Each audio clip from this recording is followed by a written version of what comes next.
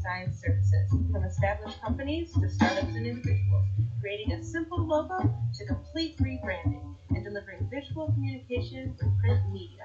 Everything SOS Graphic Design does has a single unifying objective: to set your business apart. We are at your service. Call 313-342-2166. That's 313-342-2166, or online at www.sosgraphicdesigns.com. Have you ever searched through a shelf full of greeting cards and still couldn't find the one that echoed how you felt? Well, search no more and call Designs by Deej. We offer birthday cards. Our cards are one-of-a-kind keepsake items that your recipient will want to place on their mantle with all of their other beautiful and treasured items. We also offer holiday cards. With Designs by Deej, no holiday will go unnoticed. Our unique greeting cards are sure to celebrate all holidays. We also have cards for special occasions. We are your one-stop shop for unique and three-dimensional, handmade greeting cards for all occasions.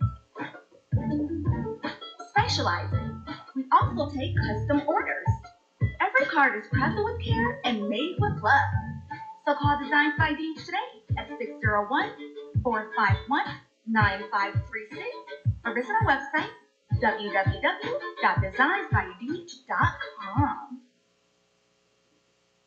Attention, brothers and sisters, viewers and listeners, coming soon, your Son of Man Speaks magazine digital subscription.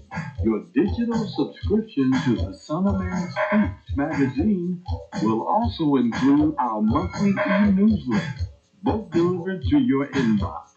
If you have any questions regarding the digital magazine subscription or digital newsletter, you may send an email to shabazsprinting@thenewnationofislam.com. That's shabazsprinting@thenewnationofislam.com. Or call 1-601-786-9788. That's 1-601-786-9788. Pick up your copy of the Son of Man Speaks magazine today. With the Son of Man Speaks magazine, you'll receive automotive tips, wholesome recipes, financial advice, and most importantly, a true understanding of the Word of God. Get your copy of the Son of Man Speaks from these select locations: Sisters, Braid 2, 18070 Mount Pelican, the Shell Gas Station, 13110 West 7 Mile Road. To get a subscription, call 601-786-9788. That's 601-786-9788. The Son of Man Speaks magazine, dedicated to becoming free indeed.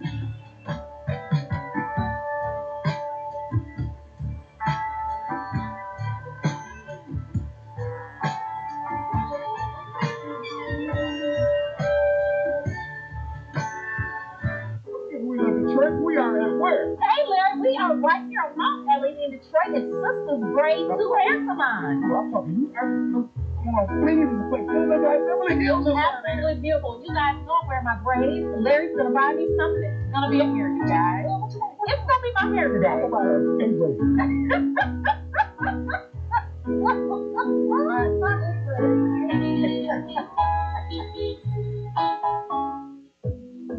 Welcome to this week's edition of We Love Detroit. I'm on Detroit's east side at Sisters Braid 2, a beautiful hair salon. I am here with the CEO, Miss Crystal. How are you today, Miss Crystal? I'm good. Thank you. I am so excited to be here. Everybody know I love my hair and I love my braids. Typically, you guys know, but you have to tell us, how did Sisters Braid 2 get started? We started Sisters Braid 2 in 2009 in order to bring back some experience and quality and great customer service to this craft that I love so much. Yes, wonderful. And it's so clean and professional. And I have such a warm feeling when I come in. It's beautiful in here. It's decorated so beautifully. What What made you come and choose this spot right in the heart of Detroit, Detroit Eastside? What made you come on? Well, we have this building and we just wanted to do something with it. It's a collective effort from the Nation of Islam.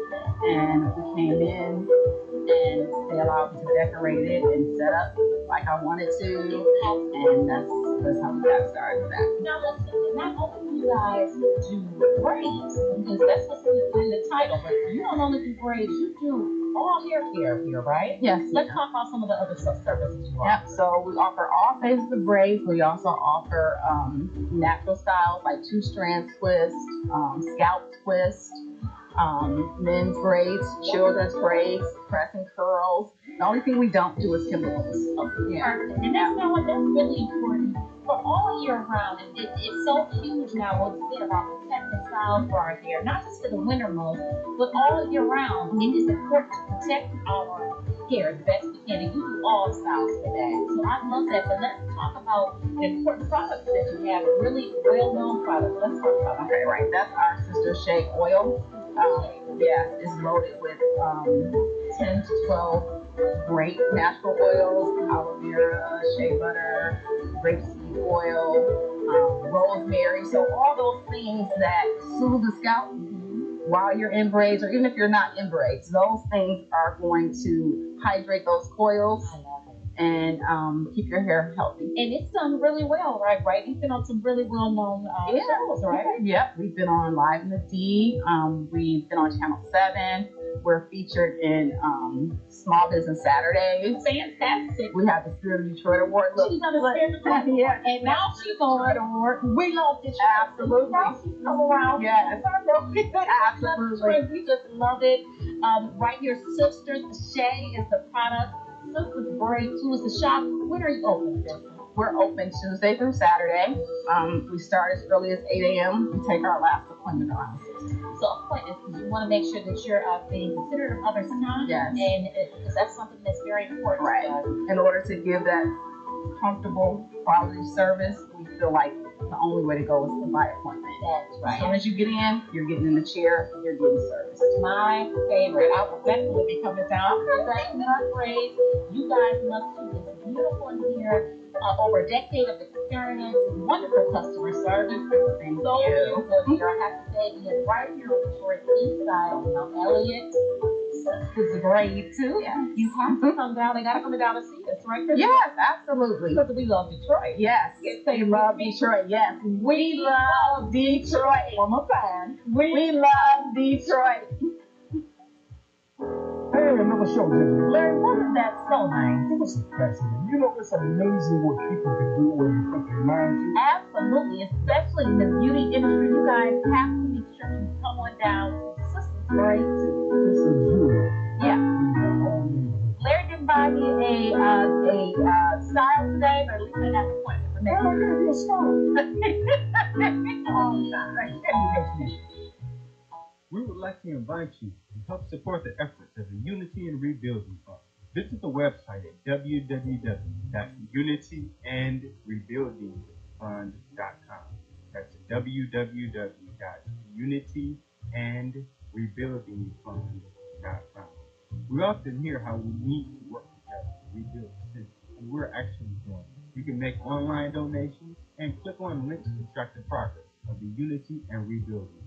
And for more information, 313-868-0000, the local number. Again,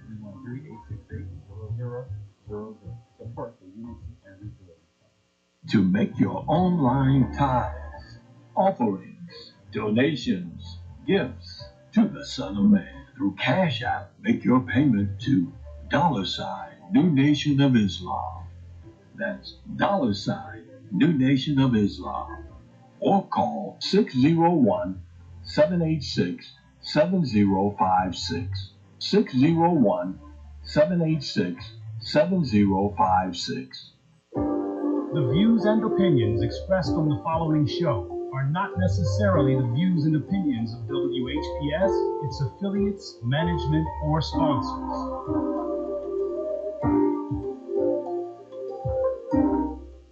Brothers and sisters, are you tired of reading the Holy Scripture and not really fully understanding of what you read? And if you're reasonably sure, have you ever tested that what you feel you know with someone that has a different view than your own? Then let's talk with one another. Then let's reason with one another on a scriptural discussion with the Son of Man every Wednesday at 9 p.m., Friday at 9 p.m., and Sunday at 12 noon on WHPR TV Detroit Live, 88.1 FM WHPR, and Comcast Cable. Why don't you call and discuss the Holy Bible, and if you have one, the Holy Quran, and come to an agreement about the Holy Scriptures and their true meaning?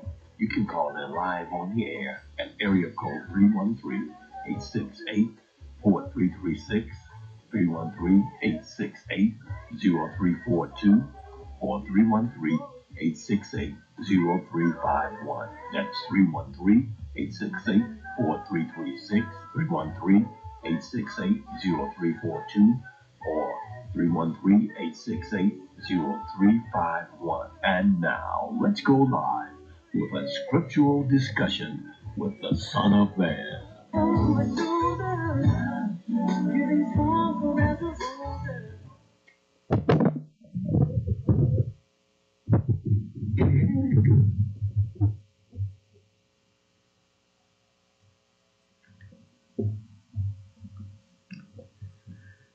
In the name of Allah, the Beneficent, the Most Merciful, the Truthful, and the Most Just, I greet all of you who are hungry and thirsty for Allah's understanding of His instruction in righteousness, which is rightly called the Holy Scriptures. I greet you all with the greeting words of peace. May Allah's salam alaikum. Before we get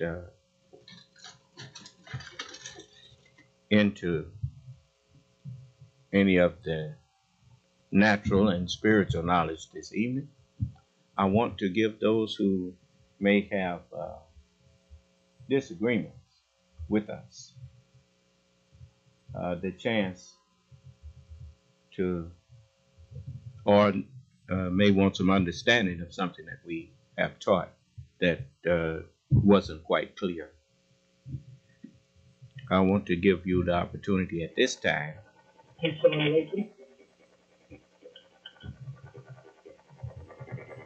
That background noise that you got, you need to get rid of that. May wa alaikum ala salam. You got background noise in your line there. You need to. Okay, now that's better. Okay, now what is it? Unmute him, brother. So he must be in the 601. I mean the 717 conference room. Try it again, brother, and get that background noise out of your phone, and then it's still doing it.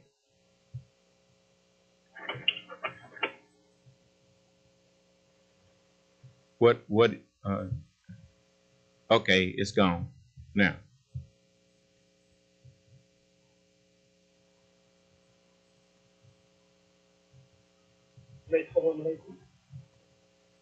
Go on and ask your question. We'll just try to mow through. What is it? I have two questions. The first one deals with when you're doing the prayer service on Saturday, and the two questions are using proper position for the prayer service. Would I quickly do what? Review the prayer position. The prayer position. Oh, that's simple. You just stand and with your elbows, your arms bent at the elbow with your palms up and your head bowed.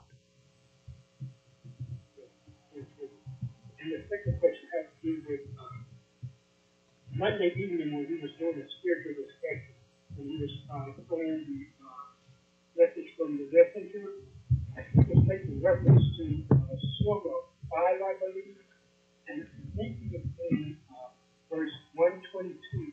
Is that the correct verse? In the 5th chapter.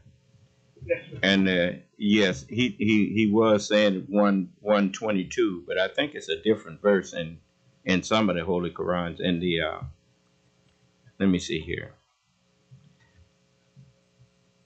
I'll tell you in a moment. Chapter 5 and verse. Let's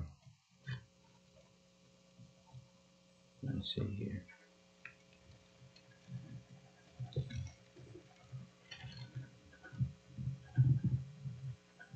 In the Maulana Muhammad Ali version, it's verse 119.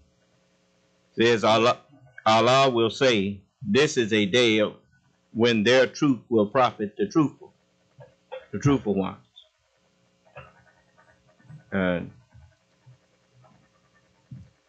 Yes, sir. Thank you very much. You're welcome. Okay. All right. Did anyone else have something they wanted to ask me before I go into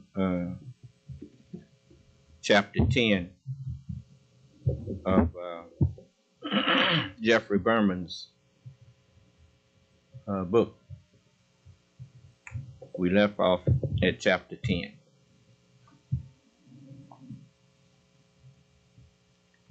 Okay. And this is chapter 10, and the title of it is Bringing Justice to Sex Traffickers. The Southern District brings enormous resources to its mission, enough for me to say with confidence that it is one of the most potent crime-fighting forces in the country and the world. In addition to its 220 prosecutors, it is one of the few U.S. attorneys' offices with a sizable staff of in-house special agents, led with distinction by Eric Blackman. Most of those working for us had served previously in the New York Police Department. Detectives or came over after careers in federal law enforcement. They have a high degree of expertise and complemented our close working relationships with the FBI field office in New York and the Drug Enforcement Agency and our other agency partners. But our assets were not unlimited. We set priorities and made choices. The office has long been known for its focus on financial crimes, often emanating from Wall Street, and for prosecutions of corrupt public officials. It prosecutes violent crime of all kinds, with special attention given to gang and gun-related violence. In the last several decades, going back at least to the 1993 bombing of the World Trade Center, the 1998 bombings of the U.S. embassies in Kenya and Tanzania, and the 2000 bombing of the USS Cole off the coast of Yemen. International terrorism has been central to the mission of the office. That focus obviously became even more intense after the 9/11 attacks. Among our other priorities, and the subject of this chapter, was sex trafficking. I wanted these cases aggressively pursued because trafficking, especially when the victims are children or vulnerable young adults, is a scourge. It's an assault on our common humanity. The Jeffrey Epstein prosecution is the trafficking prosecution best known to the public, but far from the only one we took on. One especially disturbing series of cases involved a sex trafficking ring where girls, some as young as 13 years old, were recruited from the child welfare system.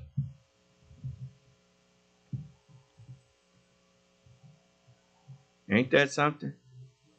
The very ones who's supposed to be protecting the children, making you turn your babies over to them, they the ones that was messing over your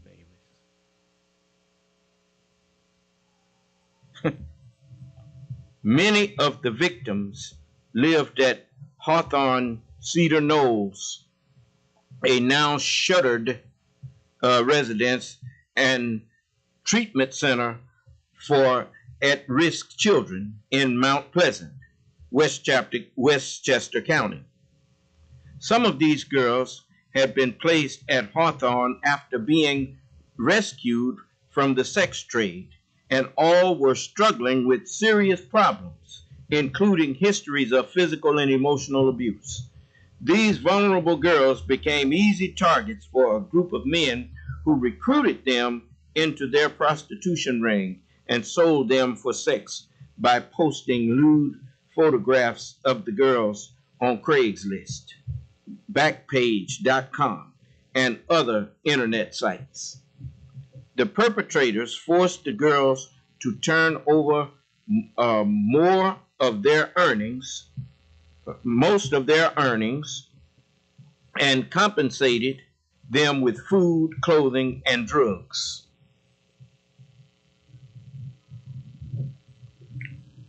The prosecution, sensitive in nature because of the ages and vulnerability of the victims, were handled by the assistant U.S. attorneys, Eleanor Charlo, Molly Bracewell, and Jacob Gutwillig, all in our General Crimes Unit and expertly supervised by the co-chiefs of the unit, Hadassah Waxman and Brian Blaze. In 2018, the FBI's Child Exploitation and Human Trafficking Task Force began looking into numerous reports of missing and runaway children from the Hawthorne facility. Suspecting the girls had been forced into prostitution, they brought the case to our office, and we took it that day. We learned that some girls were being forced to engage in sex acts between 10 and 15 times each day. We had to move quickly to shut down this sex trafficking operation, but at the same time ensure that we had the evidence to make charges stick. The assistant U.S. attorneys sourced social media sites for evidence that the targets were advertising the girls for sex and working together to traffic them. We obtained phone records showing contact between the targets, their victims, their co-conspirators, and the men who were purchasing sex.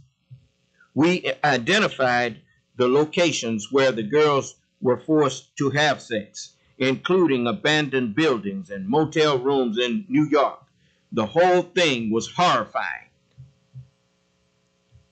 Then you want to call up here cussing at me about spanking my baby and making a decent human being out of her. I wish you would call up here again.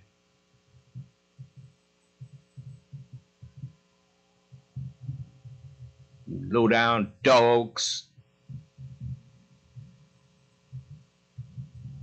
The team also interviewed young victims who had escaped in especially challenging and sensitive assignment. These girls were traumatized from the abuse they endured and fearful of the perpetrators. Persuading them to share their stories and cooperate with the investigation took bravery on the part of the victims and empathy and perseverance from the associate U.S. attorneys. After a few months of investigation, in December 2018, we charged 19 men with trafficking more than 20 minor girls and young women, many of whom lived at Hawthorne. Some of the defendants pleaded guilty. Others fought the charges. Herbert Dupigny went to trial. One of his victims described being directed into an abandoned house in Brooklyn to perform sex acts dozens of times a day, and later being forced to turn over her earnings to Dupigny and his co-conspirators. Dupigny was convicted and sentenced to 25 years imprisonment. Another defendant, a man named Luigi Benjamin, advertised a victim by posting a graphic image of her performing oral sex on him. He transported this victim and others to the Bronx, Queens, and Manhattan, where they were made to perform sex acts for money, most of which Benjamin kept. Following a 5-day trial, Benjamin was convicted and sentenced to 17 years in prison. Sean Merchant, who pleaded guilty to sex trafficking charges, was sentenced to 16 years in jail after the judge learned that he had forced 3 minor girls to have sex with strangers in exchange for money.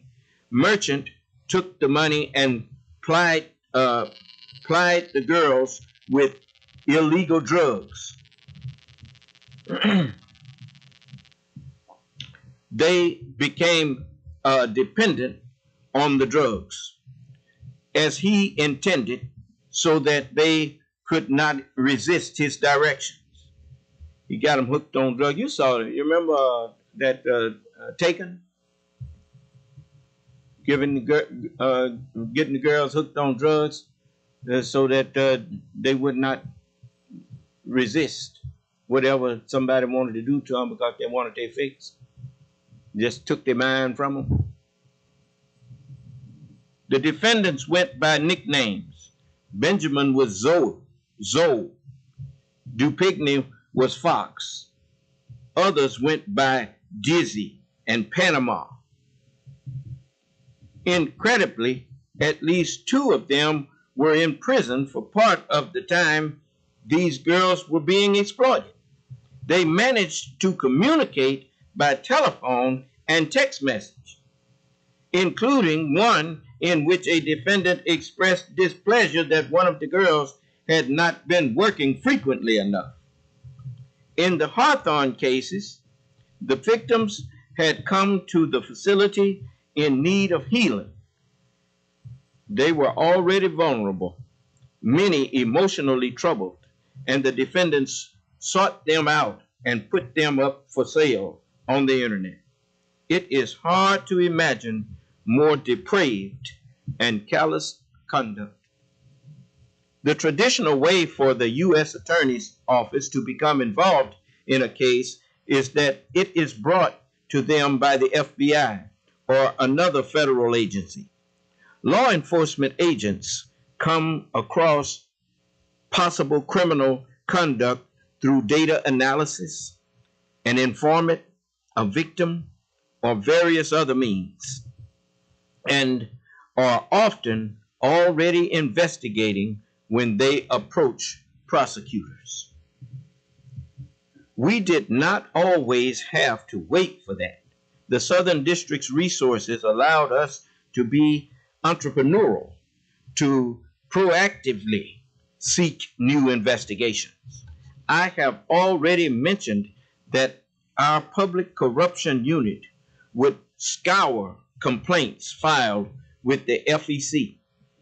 Similarly, our securities unit did not depend on the SEC referring us cases. We regularly reviewed SARs that banks, suspicious, activities that banks are required to file, and looked for what seemed like egregious violations, or through the use of sophisticated data analysis, we spotted patterns of possible white-collar criminals activity that invited more digging on our part. Keep in mind, the financial crimes always have victims, and the worst of them ruin people's lives. The reason we poured over those suspicious activity reports was to make sure we were doing everything possible to identify financial predators. They didn't have to be as big as Bernie Madoff to severely hurt people. In the realms that it makes priorities, SDNY has the capability to stop some really horrible human behavior. The goal is to bring justice to victims, and just as important, stop perpetrators from finding new ones. We want to get them off the streets before they can wreck more lives. We investigated by units, just as the associate U.S. attorneys involved in prosecuting financial crimes read the reports filed by banks. I asked our supervisors to make sure the AUSA's associate U.S. attorneys were keeping their eyes open for anything in the media that might be relevant. Now you see the role that the media, the news media plays in helping to be a watchdog for what's going on in the country. Do you understand? That's why you saw them set up all these fake news places to make people start distrusting the news media, which was the news, the freedom of the press goes way back to the inception of this country. And when you look at the history of the press is what they are one of the first lines of defense against people abusing and misusing not only each other, but misusing the country itself. Do you understand? And the press, like many people think, because I used to think it, that the press corps that that has press conferences in the White House was by the graces of the president. It's not by the graces of the president. They have a constitutional right to be in there, and they are the people's representatives to keep an eye on the people that's in government. Do you understand? So anyway, in the fall of 2019, the White House instructed federal agencies not to renew subscriptions to the New York Times and the Washington Post. The president, to put it mildly, was frequently unhappy with their coverage. His press secretary, Stephanie Grisham, explained that the edict was driven purely by a desire to save the taxpayers' money.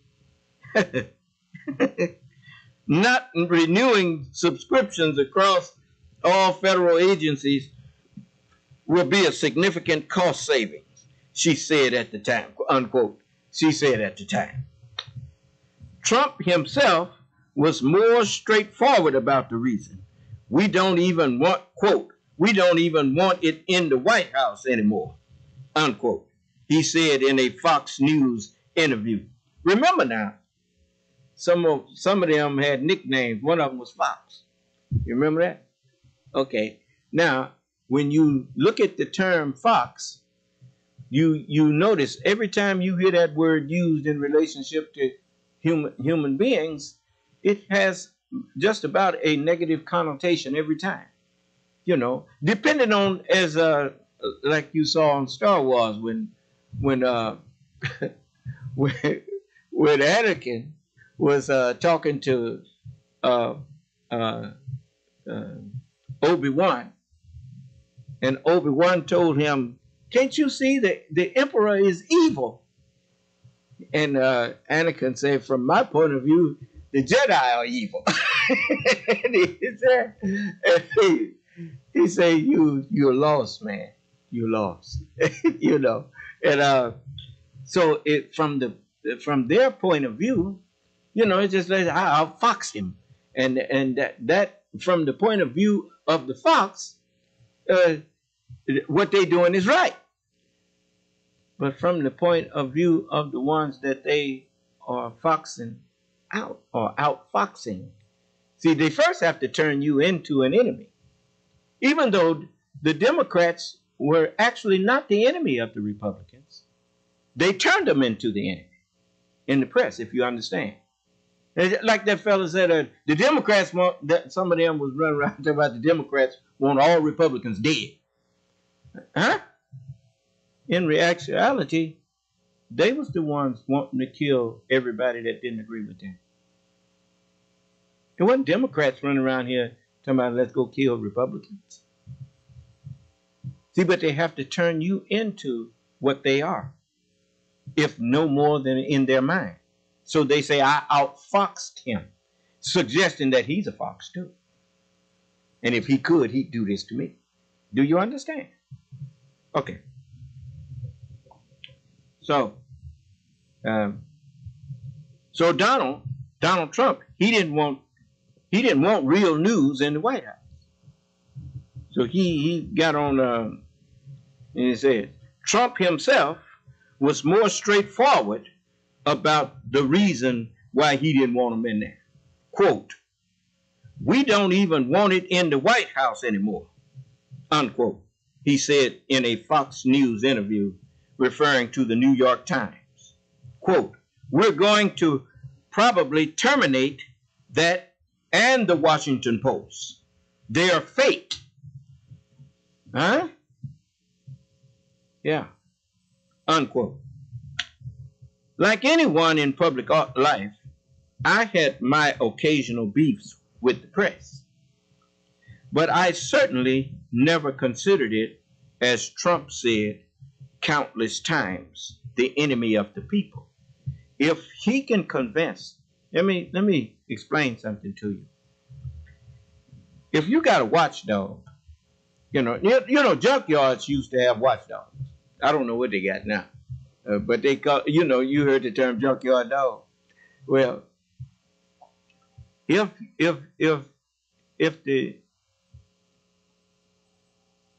a thief wants to go in and take iron out of the salvage yard or the junkyard, and they got some dogs over there, then the dogs is their enemy. You understand? And so they either bribe the dog with some tainted meat and put him to sleep, or they just kill the dog. They tried to kill your respect for the press. And the best way to do that is to throw a whole lot of fake press out there telling you just the opposite of what real press are telling you, with just enough of realness in it to make you wonder who's telling the truth, until pretty soon you don't trust no press. Do you understand? So they've in actuality put your watchdog to sleep or killed it. Huh? When somebody can convince you to tell your watchdog, "Shut up, dog." You ain't gonna go out there and see what he's barking about, because you think he's just barking about nothing. Huh? So what you got him for if you know. So you have to be careful. That's why it's just like when that thing came out about Monsanto, and they the new owners of the paper, I forgot what paper that was, told them the truth is what we say it is. do you understand? And the reporters quit because they had researched their story and was telling the people the truth about tainted milk and stuff. And their boss told them, no, don't say that. You need to tone that message down. Huh? So, if you want to get rid of democracy, you got to get rid of a free press.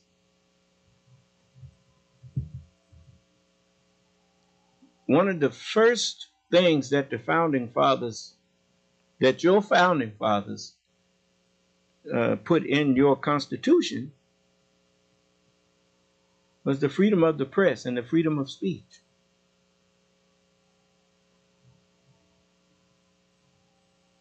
Donald Trump, that's the first thing he wanted to put an end to. A free press.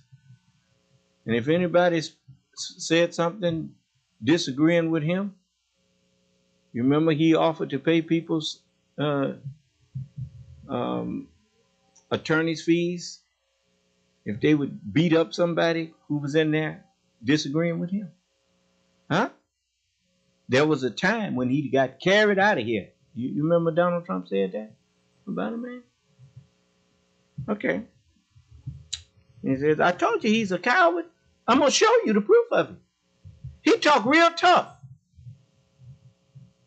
when he's got a bully pulpit like the presidency or something to defend himself behind.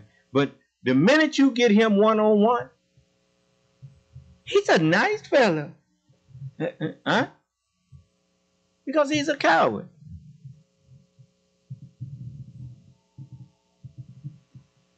He got more faces than the military got facing movements. So let me show you.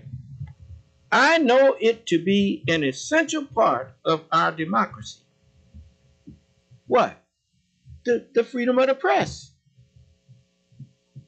And paying attention to what was published in the media was an important tool in our work. Look, one of the chief ways that a society keeps itself safe is by vigilance. Not going to sleep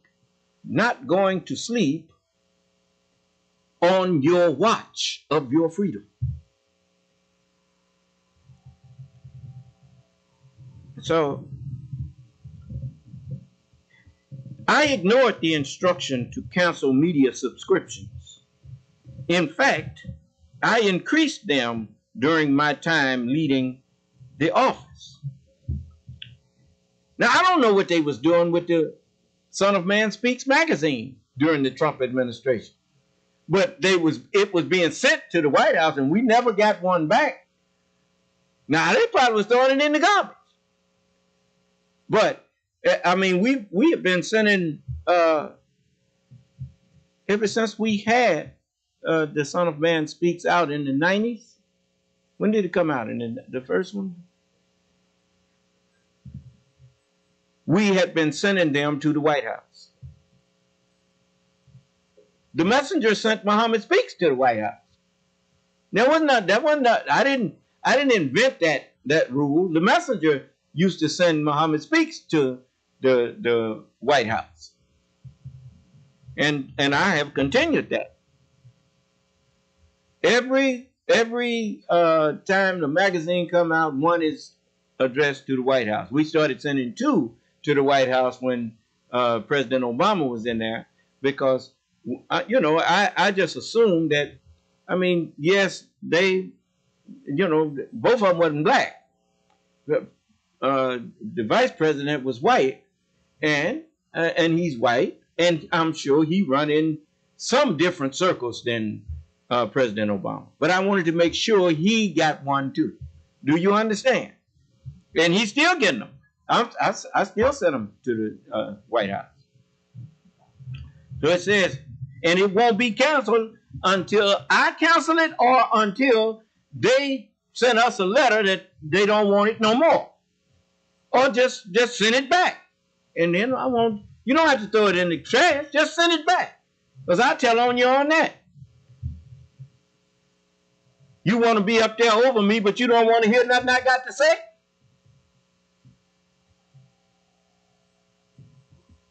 I'm not scared of nothing you got to say. You come in here and say whatever you want to me. Just be ready to answer for it.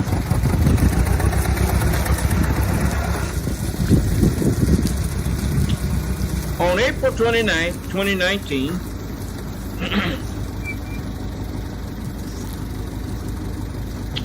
let's go back to the beginning. I ignored the instruction to cancel media subscriptions. In fact, I increased them during my time leading the office.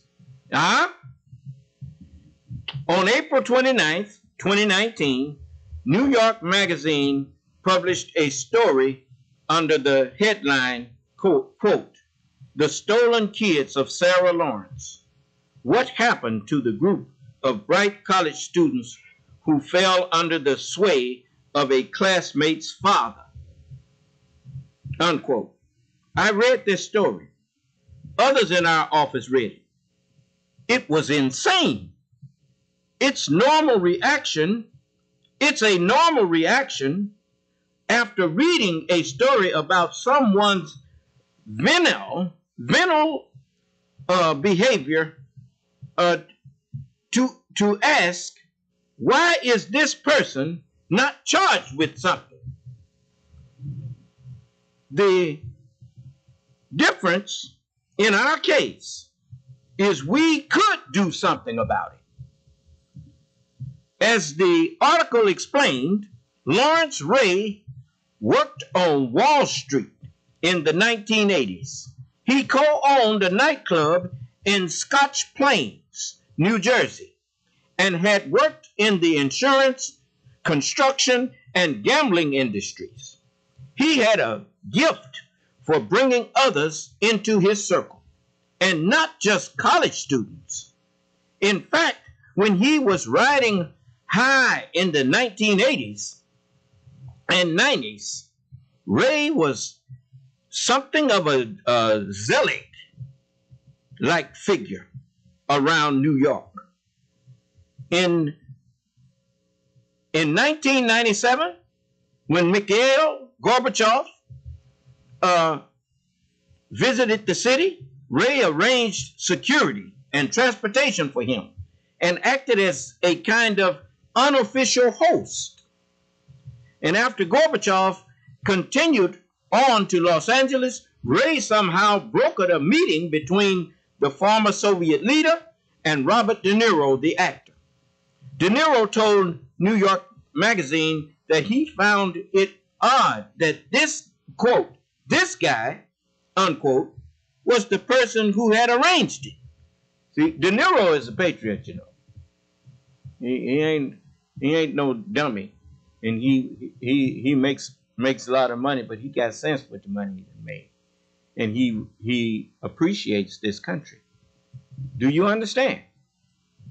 He says Ray was close enough. See, De Niro knew something was wrong when this man was the one introducing Gorbachev. He was like, who is this guy? What are you doing? But anyway, Ray was close enough at one point with Bernard Kerik, New York's 40th police commissioner, to be the best man at Kerik's 1998 wedding. But by 2010, Ray was just out of state prison in New Jersey on charges related to a child custody dispute.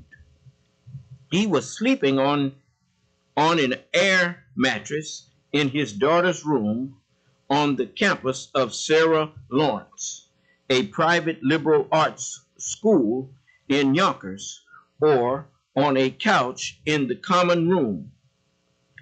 She was a sophomore. He was 50 years old.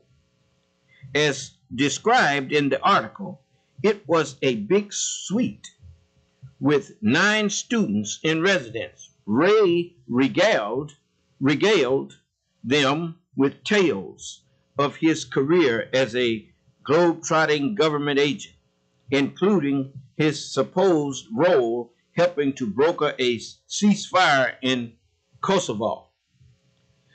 There was often at least a shred of truth in Ray's stories. He did apparently work for a time for a U.S. intelligence agency in Kosovo. He talked a lot about the U.S. Marines, though his own military service consisted of all of 19 days of service in the U.S. Air Force.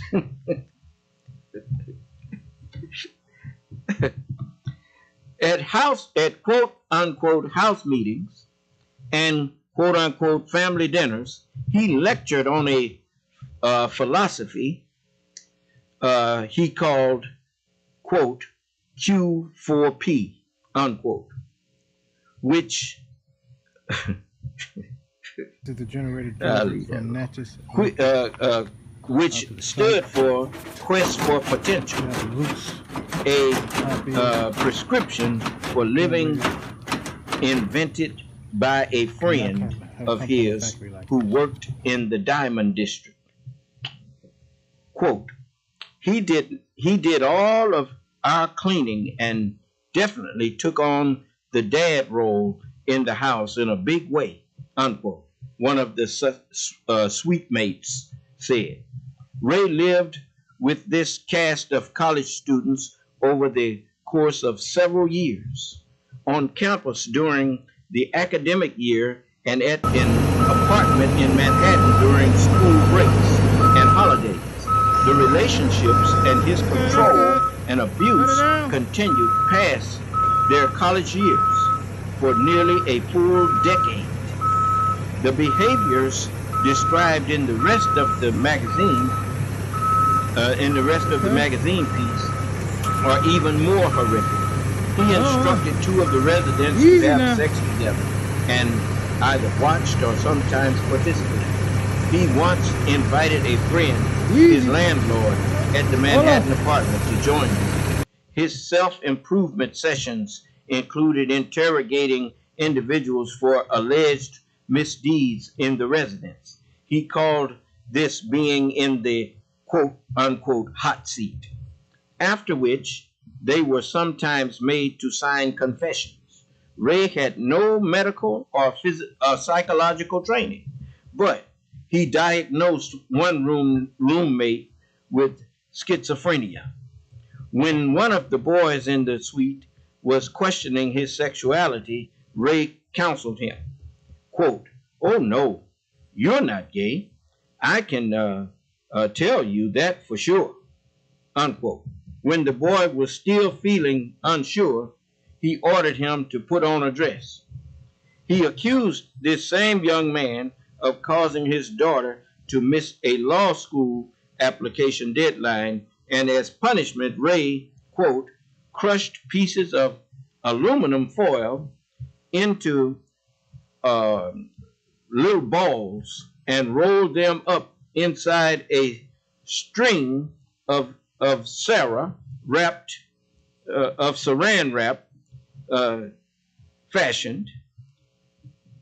fashioning a necklace of metal lumps. He ordered the boy to, quote, wrap the contraption around his testicles and penis. Then Larry began twisting it. There was as reported in the article, an insidious financial aspect to Ray's predation.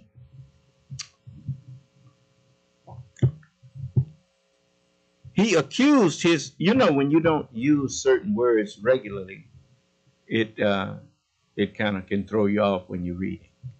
I don't use words like predation and all of that, you know. So y'all remember this man is more linguistically able because he's a prosecutor and has been using these words most of his life. He's much more articulate in that area than me. So pardon me for stumbling. So it says he accused this young roommate of causing damage at the apartment in Manhattan and demanded that their parents repay it. An itemized list that one of them sent in an email under the subject line, quote, prices of your things I damaged and ruined, unquote, included more than 50 items and a bottom line of $47,726.79. The victim threatened suicide if his parents did not come up with the money. The family paid Ray, though not the whole amount. After their college years, some graduated, others did not. Several of the suite mates traveled with Ray to his stepfather's house in Pinehurst, North Carolina, where they worked installing a drainage system in the yard. He claimed they had done damage there as well. One family said they paid him more than $200,000. Another victim went to work as an escort at an advertised price of $8,000 a night and gave proceeds to Ray to compensate for the alleged property damage. When I read this story, I had to wonder what the college's administrators were thinking for this to have been happening right on campus. It's a very small college, smaller than many high schools, with an enrollment of about 1,300 students. How do you have a father living in a suite, a guy just out of jail? I tell you how you have him doing that. You pay the administrators. You pay people off. That's how he did it. These people are selling their country out right now. Then what you think they care about your daughter or your son? Everything is for sale.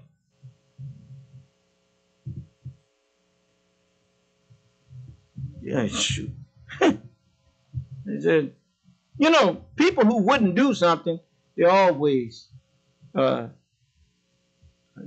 figure nobody would do that. Nobody like you. No. Nobody like you would do that. But you better wake up. Everybody ain't like you.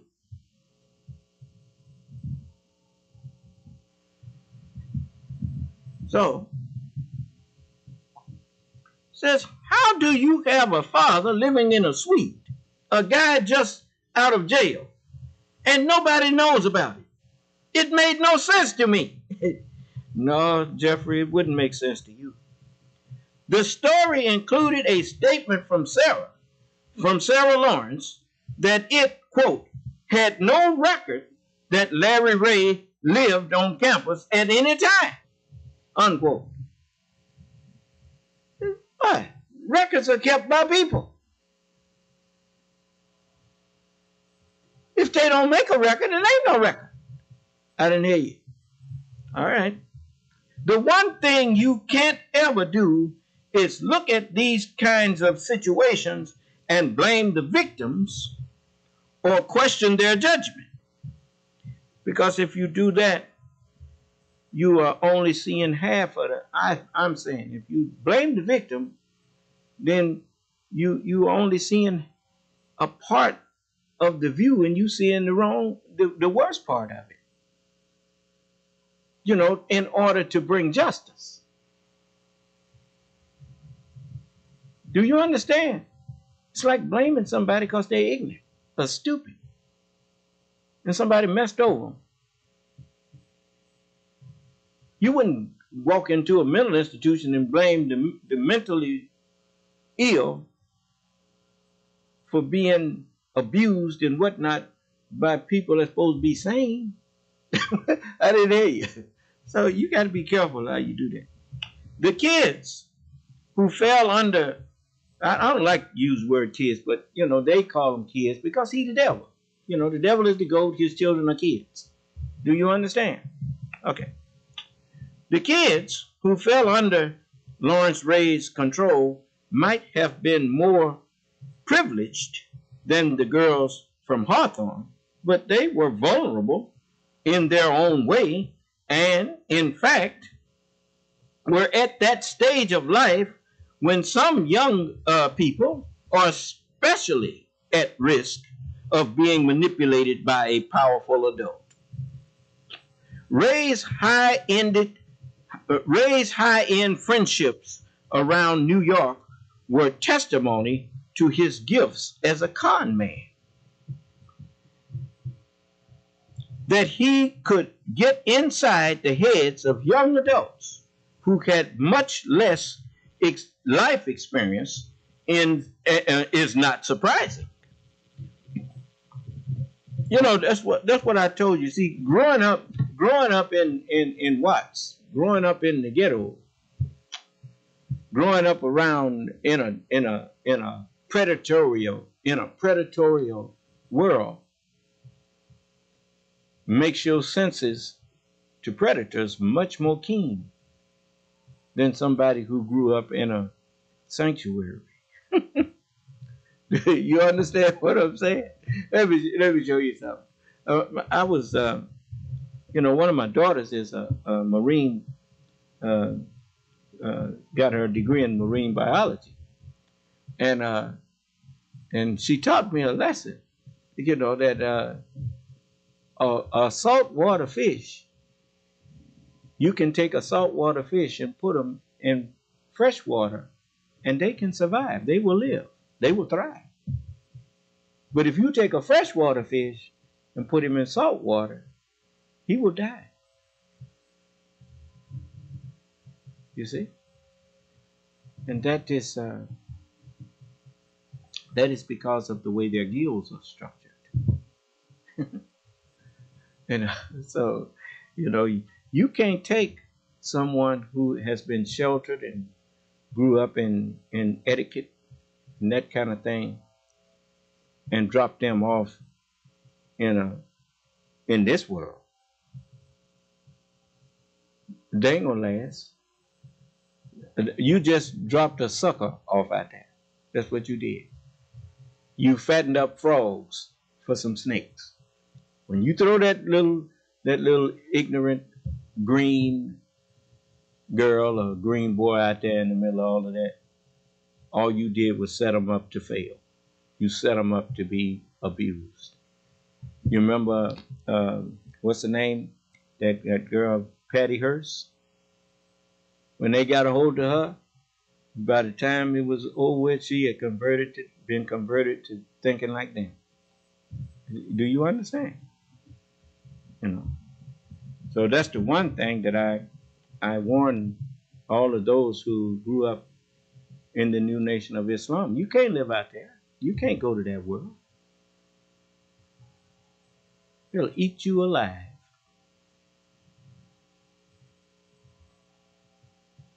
You're not used to being lied to. You're not used to being around people who always got some angle they coming at you with. You ain't never even been in a fight.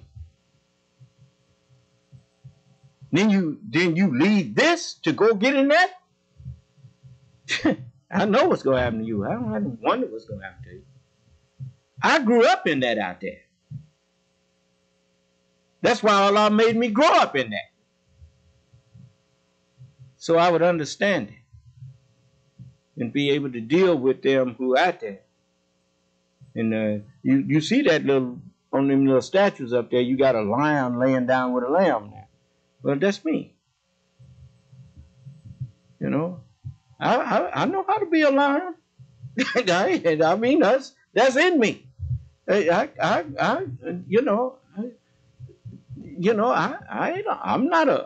don't have no aversion to fighting. Not at all.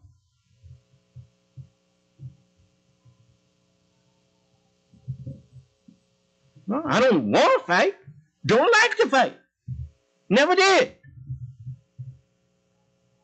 But you come up to me and aggress on me, you ain't saying nothing less than.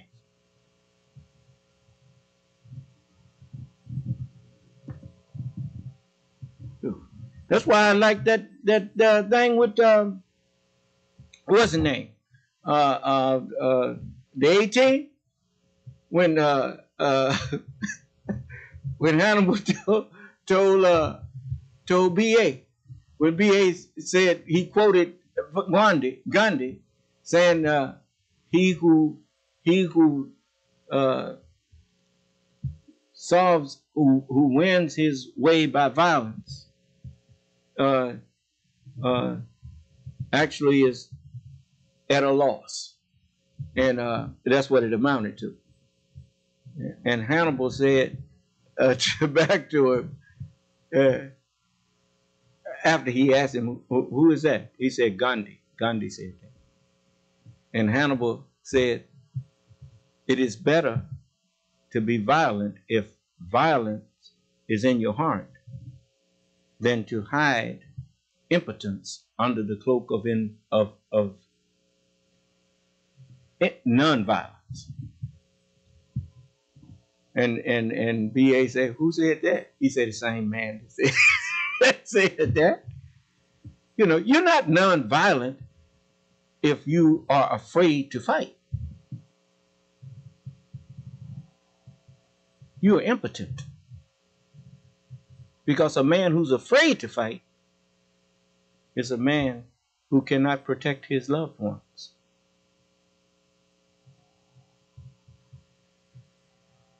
The non-violent man is the man that you don't have to worry about aggressing on you or starting a fight with you.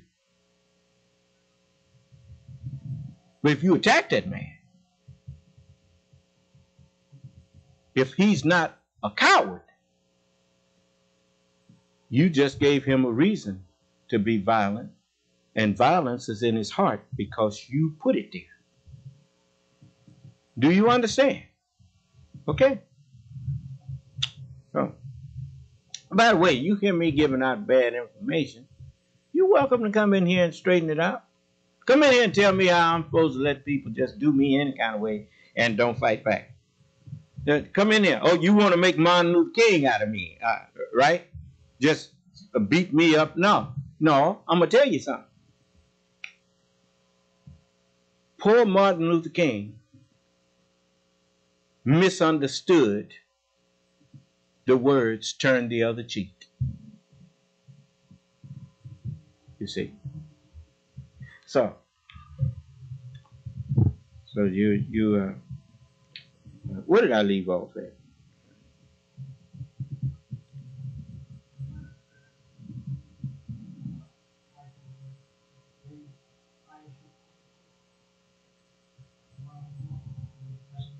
Say what? What we start at the paragraph. Start the words. That's a paragraph beginning? Oh, okay. That's at the top of my page. Ray's high-end friendships around New York were testimony to his gifts as a con man, that he could get inside the heads of young adults who had much less life experience is not surprising. A person with greater knowledge than you can always get inside your head.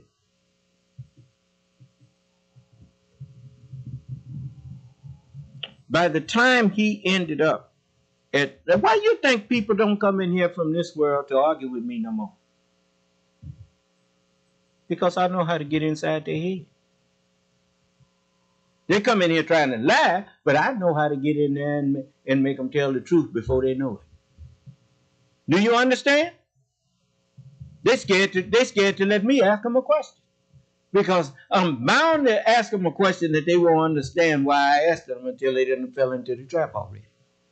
Do you understand? So they don't come in here to talk to me. I can say that. I can say it and absolutely prove it. Come in here.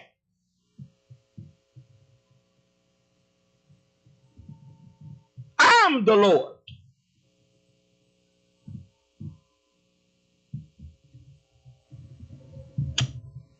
By the time he ended up at Sarah Lawrence, he had burned through most of his old associations, including his friendship with Carrick, who was appointed police commissioner by the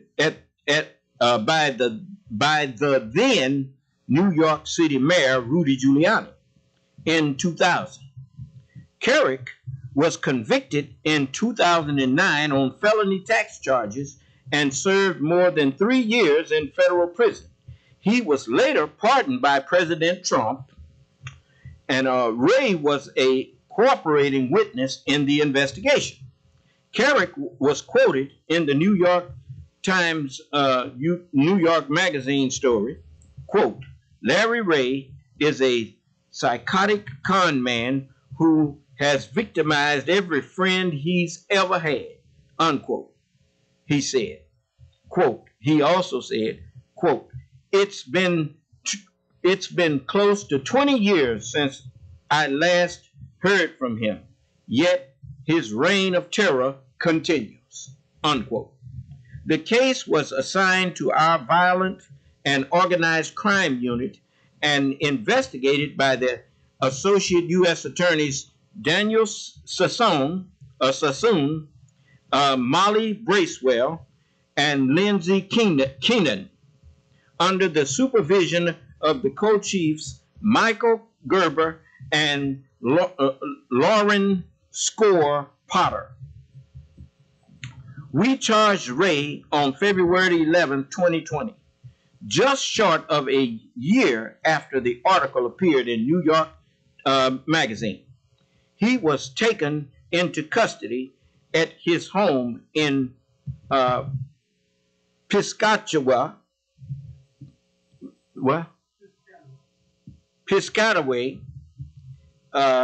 New Jersey.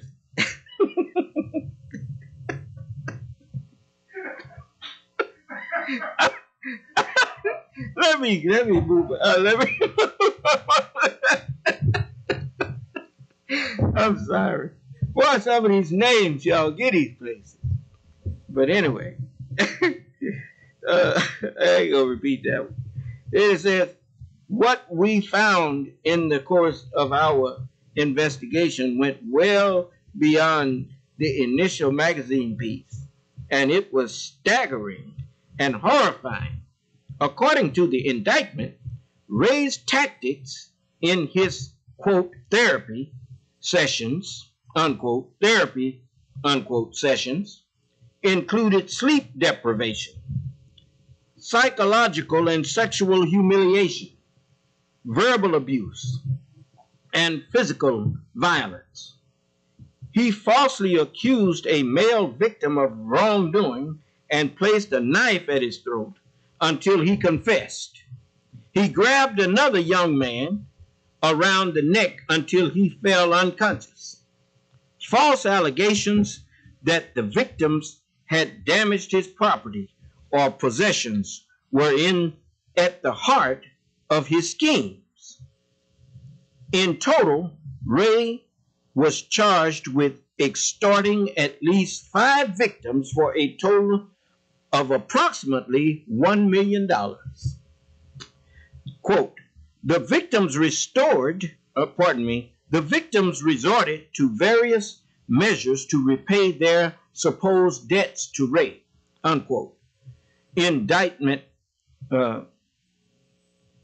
indictment states, quote, including draining their parents' savings in the amount of hundreds of thousands of dollars, opening lines of credit, soliciting contributions from acquaintances, selling real estate ownership, and at Ray's direction, performing unpaid labor for Ray and earning money through prostitution.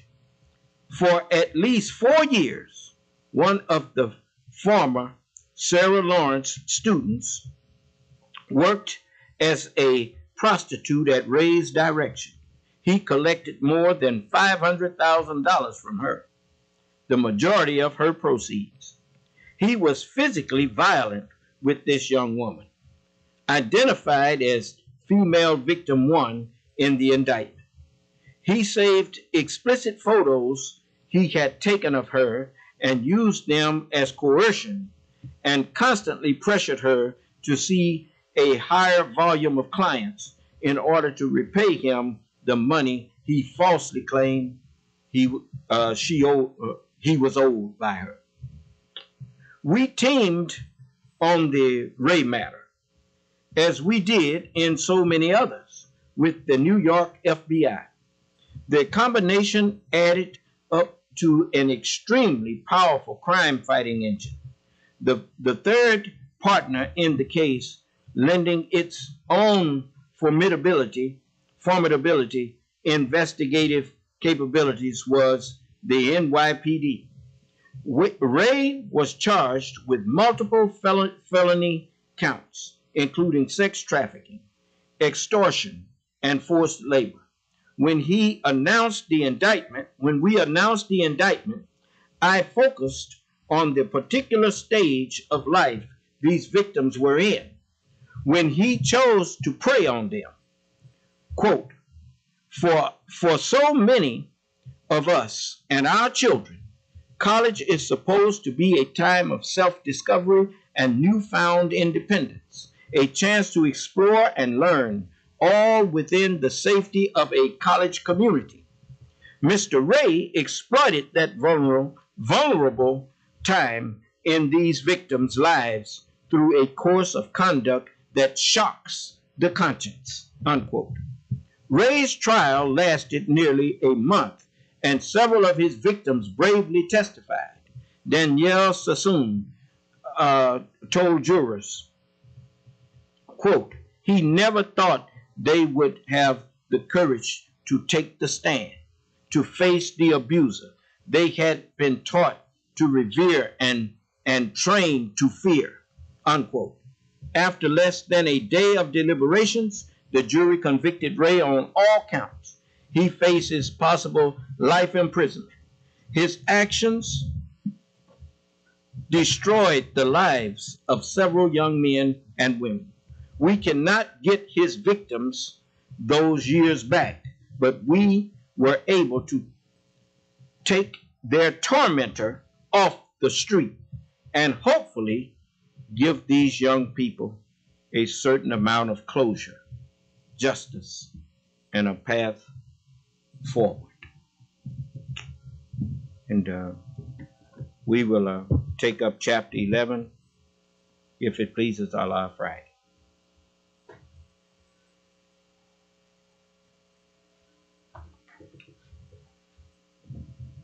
Now, I want you to view something that I saw, and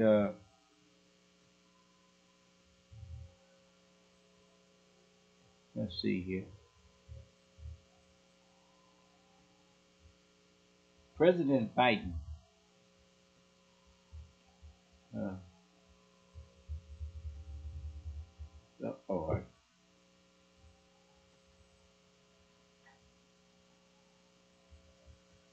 I thought I had recorded it. I guess I didn't. So I'll just have to go back.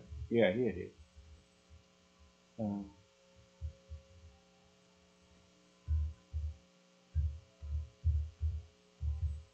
President Biden was interviewed by Jonathan Capehart. And you know, people love to make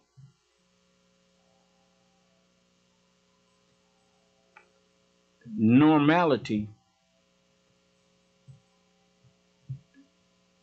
con men love to make something that is just normal conduct appear to be something wrong with you. You understand?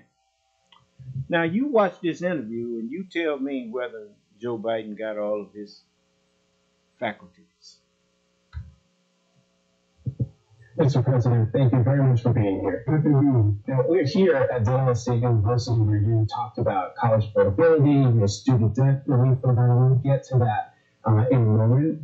But we're going to talk about some of the big news today, the biggest being the January 6th committee formally subpoenaed a former president, Donald Trump. There are a lot of issues involved here. Should he comply? Well, look, I'm not going to opine what he should do, but I think the committee's doing very well. And it was straightforward with the point, and it seems to me it doesn't make sense, but I'm not going to get because of anything. I believe in as for a line of things he can rest. So I'm very, very circumspect about anything I would say. One more question on that, though. What would it say to the American people if he didn't testify, do you think? Well, unfortunately, I'd say that's great. And to law enforcement, they would say that was a mistake. Mr. President, I'll be honest. I'm scared. Millions of Americans are scared and they're concerned about the concerted attacks on democracy, on voting, and how that's going to impact the midterm elections. We're seeing everything from Governor DeSantis' election police force arresting people for alleged violations of voting fraud. We're seeing election workers quitting because of threats. And then on top of it, we've got election deniers up and down the ballot, running for election. A good chunk of them could win. So why shouldn't we be scared? Well, I think we should be concerned. Look, see, that's what I expect from the most powerful office that this world knows of. I don't expect to hear no president sitting up talking about we should be scared. This man got one of the most powerful militaries and the most powerful arsenals to call on, and some of the most knowledgeable scientists on earth. Scared? Hell no. Concerned? Yes. That's what bullies want. They want you to be talking about how scared you are of what they doing. That's why they're doing it. To scare you.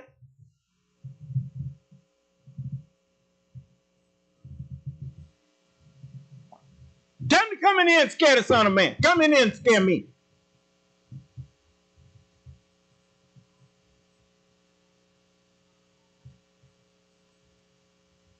You see how calm the president is? He let him ask his question. Why shouldn't we be scared? No, not scared, but concerned. Huh? Now that's what I expect from a leader. Don't get up in front of me talking about, yeah, they look bad for us, so we scared. No, you need to sit down, man. We don't need nobody like that up there. We don't need nobody up there talking about we should be scared.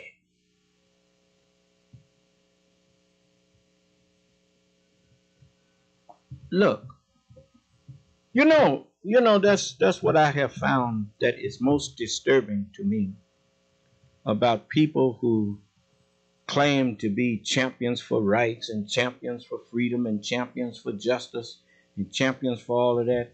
And then when the people who try to deprive others of that come and roar at them a little, look mean at them a little, and they start resigning. What you thought that freedom was free? What you think was meant when Ben Franklin told that woman when she asked him what kind of government have you bequeathed us? He said, a republic, madam, if you can keep it.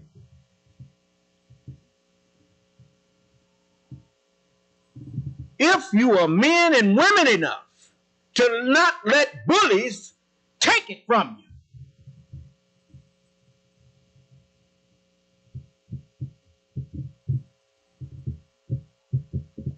I mean, some of y'all act like these people is from another planet somewhere, that they don't breathe like you, they don't bleed like you, they don't eat like you, they don't drink like you do, they don't even need oxygen like you do. You would think that they're some kind of super something. Hell, they can die. You talking about you gonna come after my life, but you got to leave yours at home? You got a life too.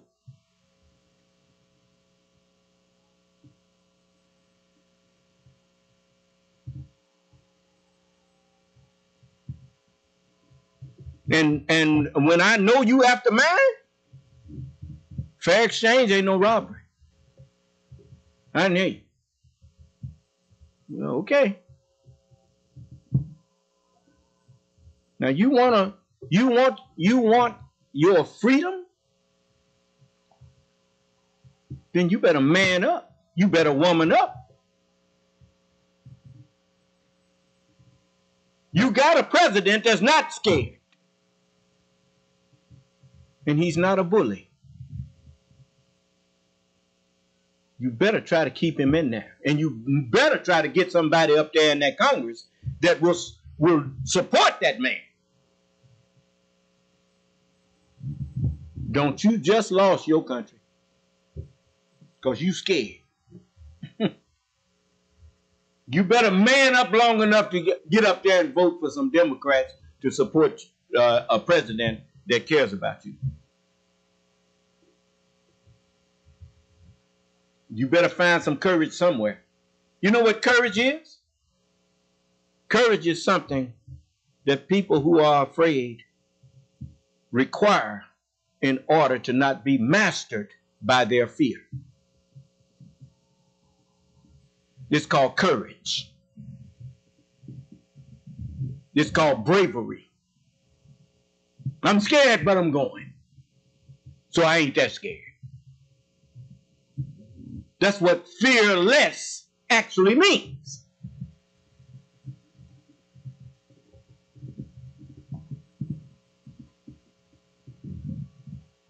I fear to go less than I do to stay. Do you understand? So I'm going. You'd be surprised how quick the fear leave you when the fight starts. You forget all about the fear. You're too busy thinking about what you got to do to defend yourself. Do you understand? And I'm going to tell you something. Always remember this. Don't let nobody tell you different. When right is on your side, and you have to fight, it may be 4 of you, but the 5th one is Allah. He's with you. Never forget that.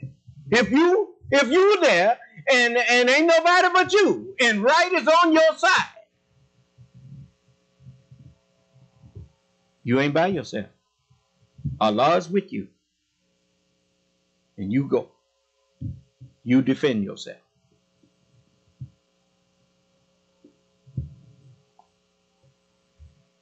But don't be the aggressor. Allah loves not the aggressor. Don't start it. But if someone started, finish it. Am I clear? All right. But I like that answer. I mean, Jonathan asked, shouldn't we be afraid? No, man. You don't be afraid. Listen to it. On democracy, on voting, and how that's going to impact the midterm elections. We're seeing everything from Governor DeSantis's election police force arresting people for alleged violations of voter fraud. We're seeing election workers quitting because of threats. And then on top of it, you've got election deniers up and down the ballot, running for election. A good chunk of them could win. So why shouldn't we be scared? Well, I think we should be concerned. Look, the other American democracy, we go to school and talk about every generation has to protect democracy. It really does, and I think we're at an inflection point in history. We've reached a point where there's been such a division that we have what I call the American Republicans who think that it's all right to threaten violence, think that's not inappropriate. Talk about how they are concerned about security, but yet if something happened on January 6th on our side. But I think they're really concerned about I'm optimistic on two things. I mean, we've been here before, and I believe that the essence of who we are as a nation, the soul of our country, is really about our commitment to the basic fundamental elements that make us Americans, which is the idea of fairness, decency, honesty, and a big thing for the majority of the American people. And I think as long as we take seriously the threat, I don't think the threat can come to fruition.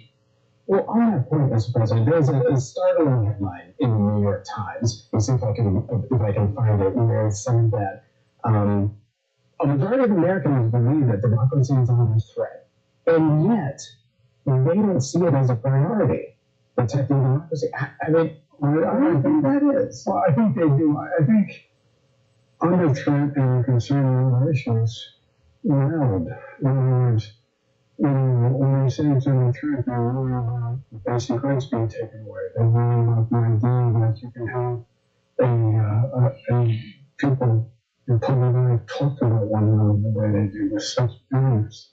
Look, the organizing, we're unique in all of history. We're the most unique nation in the world. And that means I'm not trying to beat our chest about who we are as Americans. But every nation that is not built on ethnicity, geography, whatever, it's on emotion. But we hold each other to be self-evident. We're all the crazy. And you know the beautiful thing about it? That's not just political jargon that he's sitting there saying.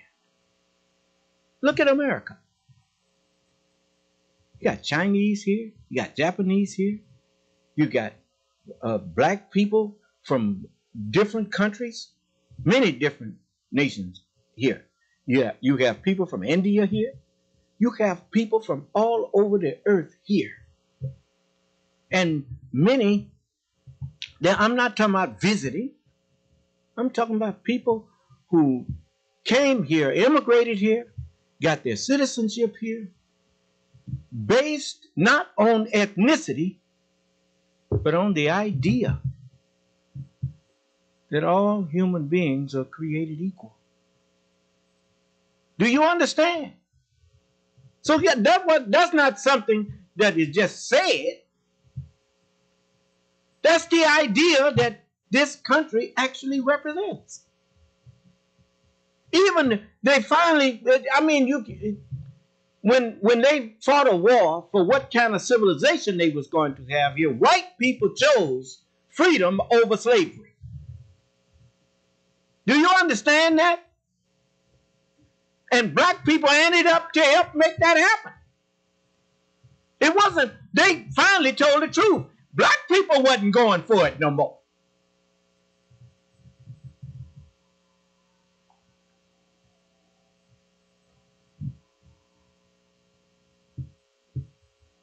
So now, And like you said, this ain't the first time this kind of stuff done happen.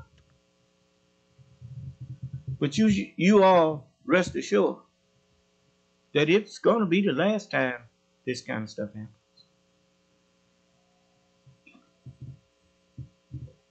You go on and choose your side, but know this.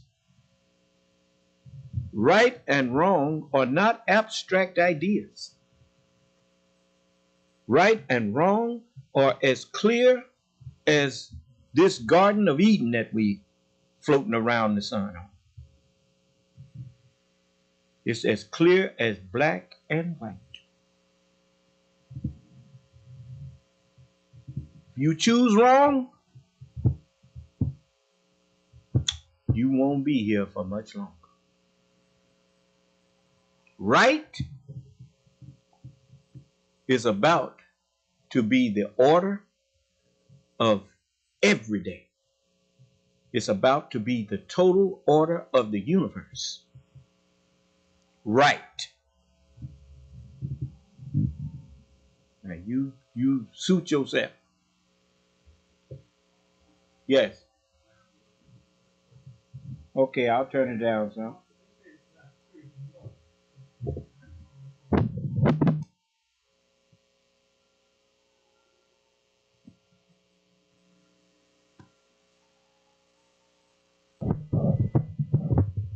Let's see here.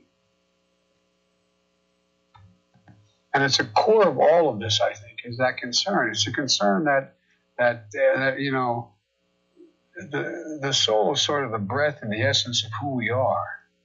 And it ultimately gets down to not supporting violence, not supporting, making sure that you count the votes when they're cast, not intimidating anyone who's at the polls, not intimidating anyone who wants to vote.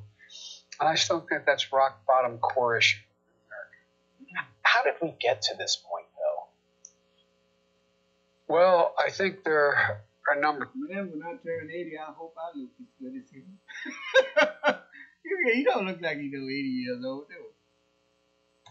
That happened. Number one, I think that we began to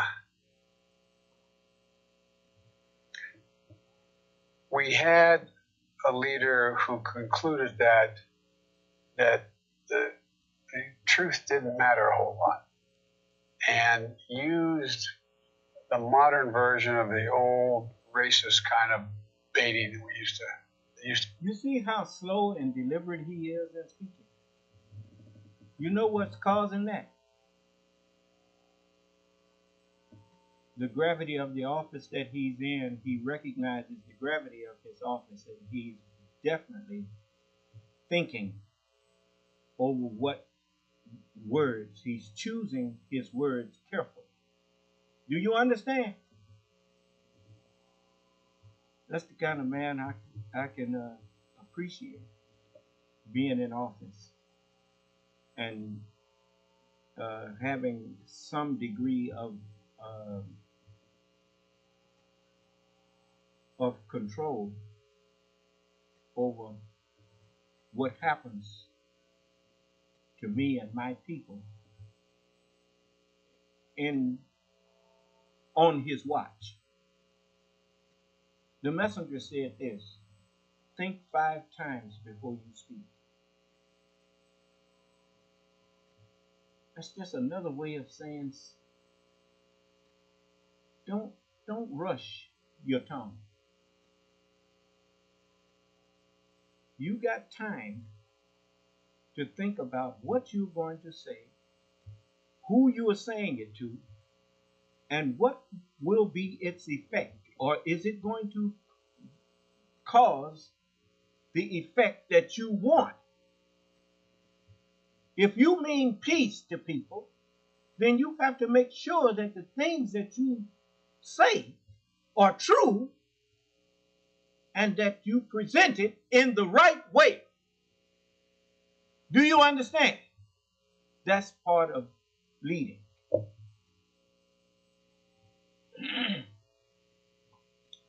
So, you know, this man he's about 8 years older than me.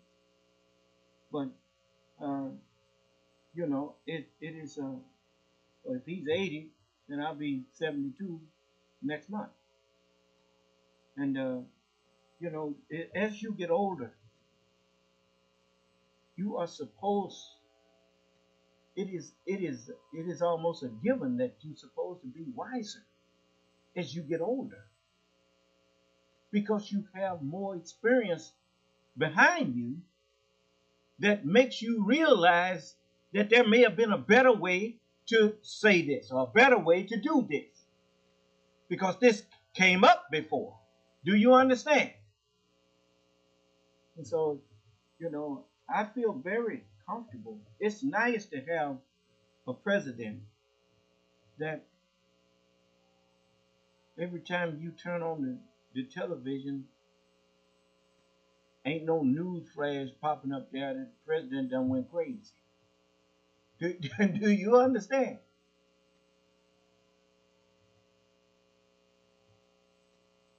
You know, your best days is the days that you don't have to say, I have a headache. My heart is I think something wrong with my heart. Those members of your body that's most important are the ones that you are happy when you never have to think about them.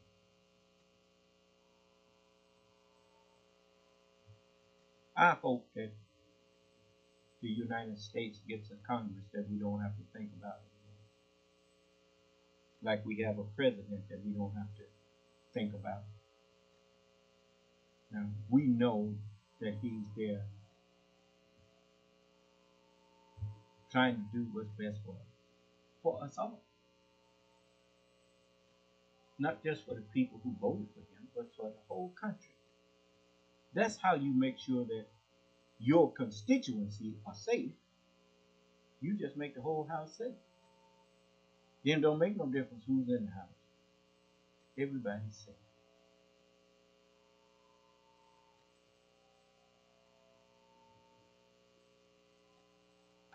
Days, 40, 50 years ago in parts of the country.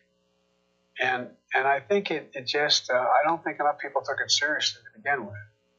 And for me, what changed things for me was I hadn't planned on running again. I think you know this. I'm taking too much time stopping. And when I saw those folks down in Charlottesville coming out of the fields carrying Nazi swastikas, torches, singing the same. Did you hear that? That's how you be a guest in someone's forum. He told his interviewer, if I'm taking too much time on this, stop me.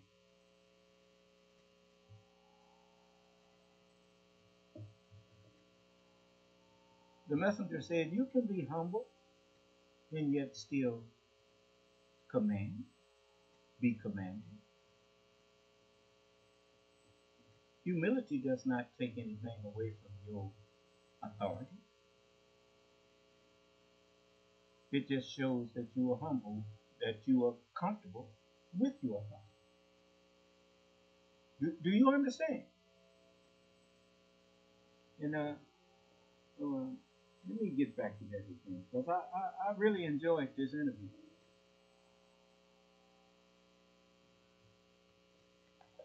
And I think it just, I don't think enough people took it seriously to begin with. And for me, what changed things for me was I hadn't planned on running again. I think you know this. I'm taking too much time stopping. And when I saw those folks down in Charlottesville coming out of the fields carrying Nazi swastikas, torches, singing the same anti-Semitic bile that was sung at the time in the 30s in Germany, and accompanied by the white supremacists, the young woman got killed. And they asked, and I talked to her mom, and when she got killed, and the president was asked, what did you think? He said, there are fine people on both sides. No president's ever said anything like that. And it's a reflection of this notion that whatever. Tell me something. What if people don't know they're wrong? Look at the white supremacist that came in and was willing to acknowledge that he was wrong. You remember him? I played it for you, just in case you don't. I'm going to play it again. Just a little brief clip from it. Them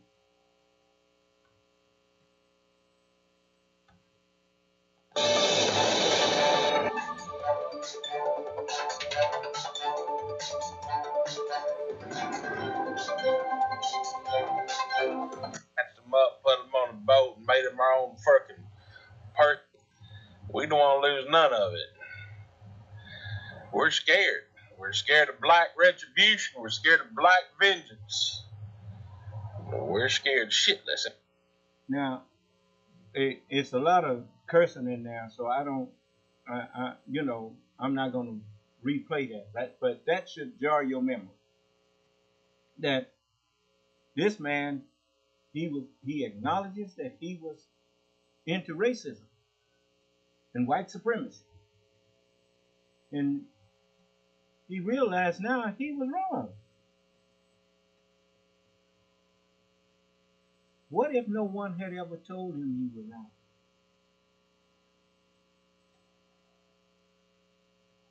When look, that's the one thing that you need, especially if you are a leader, especially if you have made a commitment to something that, especially if that thing sometimes requires you to be violent, then you should require of anyone and any organization or whatever that may from time to time demand that you put your life on the line. Well, if I'm going to put my life on the line, then you put your life on the line. How does an organization put its life on the line? It puts its principles, it puts its creed, it puts its ideals out there in the public and opens itself up to be attacked in the public for whatever its ideals are, knowing that if its ideals are founded on the wrong foundation, if its ideals are founded on falsehood, the truth, when the truth shows up, that organization is doomed. Do you understand? That's why the door to disagreement is open in here. What if someone sees error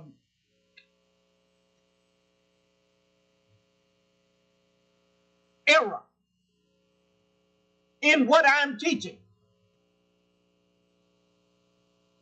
How will I ever know it if they don't have a way to come in and tell me?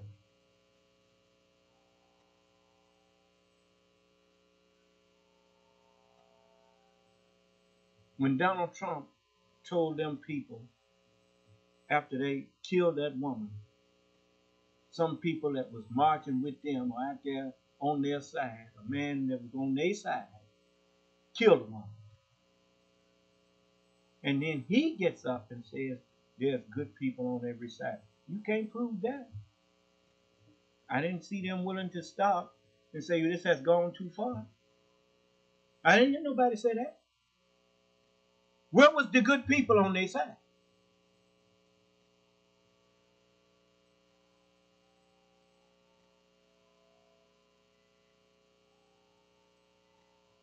That woman was just exercising her freedom of speech and her freedom to disagree with them.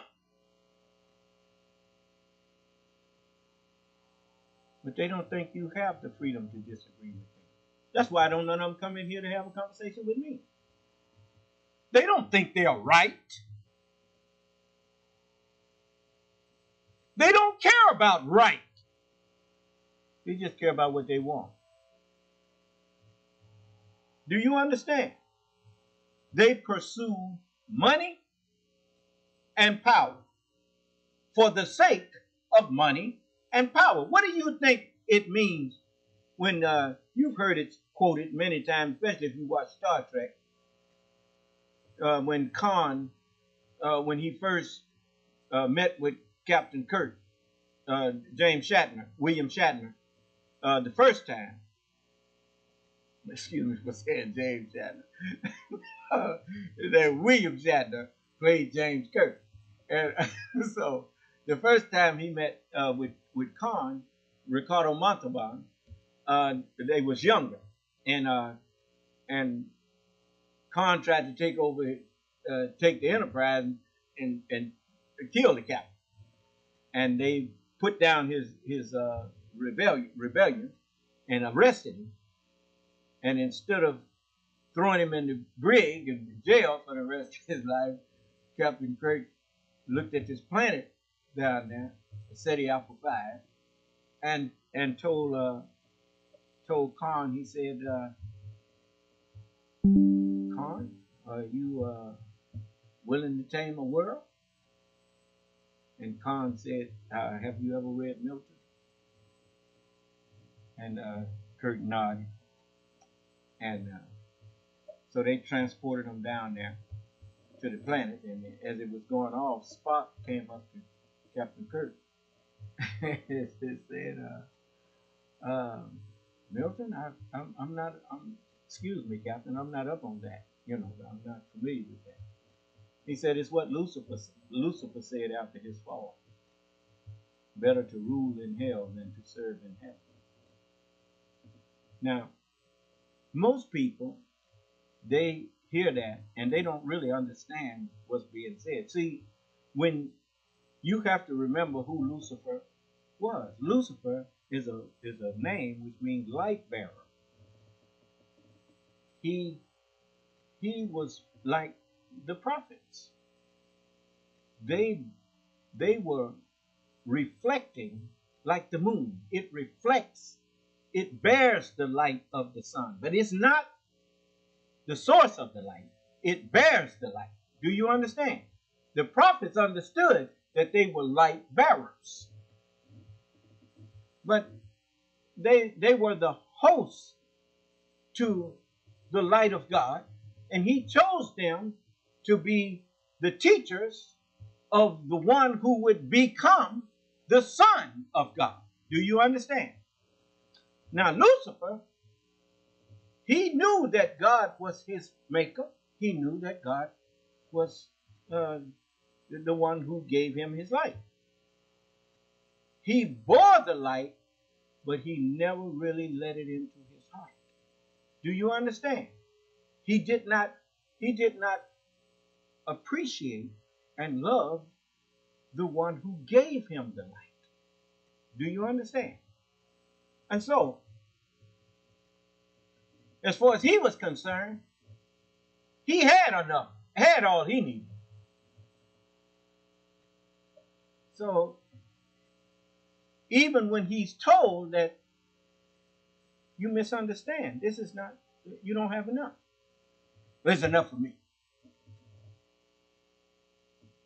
I don't feel like I need to submit to God. What did he tell the woman? Did God say you shall not die if you eat, that you shall die if you eat off the tree? No, you ain't gonna die. He just don't want you to be equal to him, like me. Well, if you so equal to him, why you wait until he ain't here to be talking to me? Do you understand? She didn't have sense enough to answer that.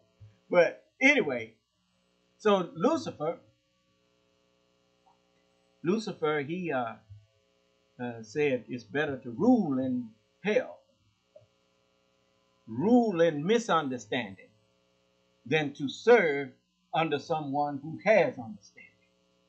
And when you understand that misunderstanding is hell, then you understand that if you misunderstand, you can't rule. I didn't hear you. All you can do is pave your way to a worse and worse condition. The road to hell is paved with good intentions. You know, when somebody mistakes evil for good, then their mind has made evil seem fair to them. I didn't hear you. And so you about to take up the... Yes, unmute. May Allah, Assalamu alaikum, son, man. May wa alaikum Allah salam. So you said Lucifer means light bearer? Yes. So when I think of that, I think of woman. Well, you better think, when you think of that, you better start thinking of what I'm teaching you instead of trying to guide yourself. Yes, sir. All right. Okay.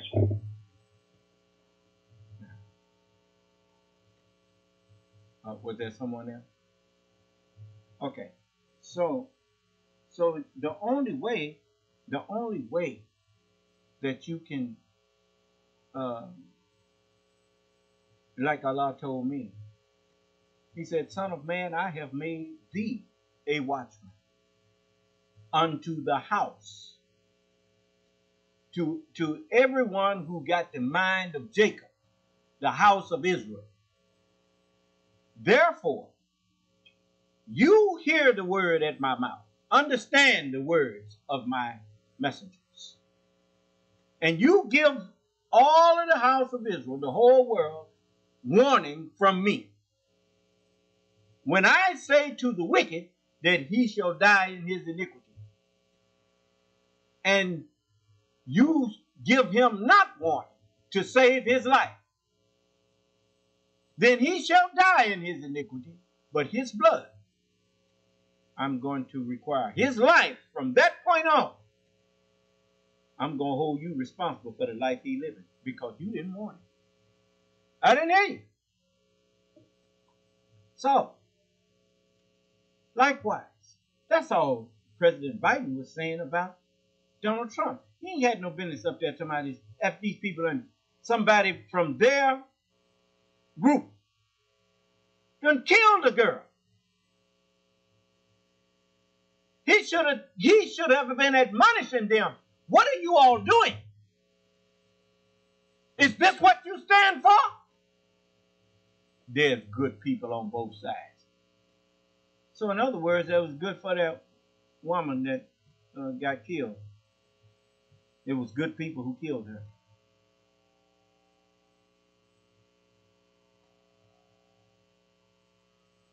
So President Biden, he knew what a president was supposed to say to something like that. I mean, in this country, you're free to demonstrate and peacefully assemble. But when that assembly becomes a means by which someone gets killed, that's not a peaceful assembly. Do you understand? So, you know, I know these people, they hate me for bringing this up. But the truth is the light. Comments, use the commentaries, subscribe. The truth is the light. And it's time to bring takes to have power is appropriate. And I just find it disturbing. And I believe, though, that in 2020, for example, more people showed up to vote than any time in American history. I think they're going to... And that tells you that with more people having showed up to vote in 2020 than in the history of this country, shows you that people are paying attention. And that people are not just agnostic. And as the president said, he believes they're going to come out in record numbers again. And so do I. I know I'm going to vote. And you come down there looking cross-eyed at me at the polls, I'm going to ask what's wrong with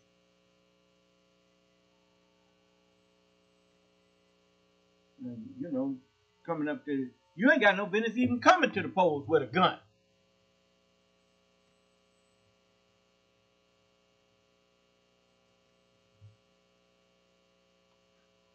Let me back that up some so we can see what led into it.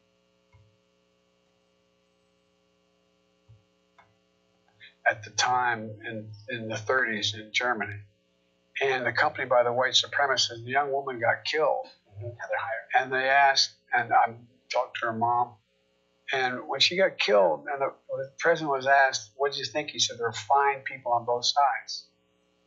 No president's ever said anything like that. And it's a reflection of this notion that whatever it takes to have power is appropriate.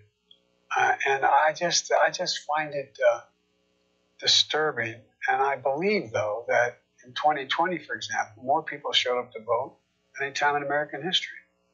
I think they're going to do it again.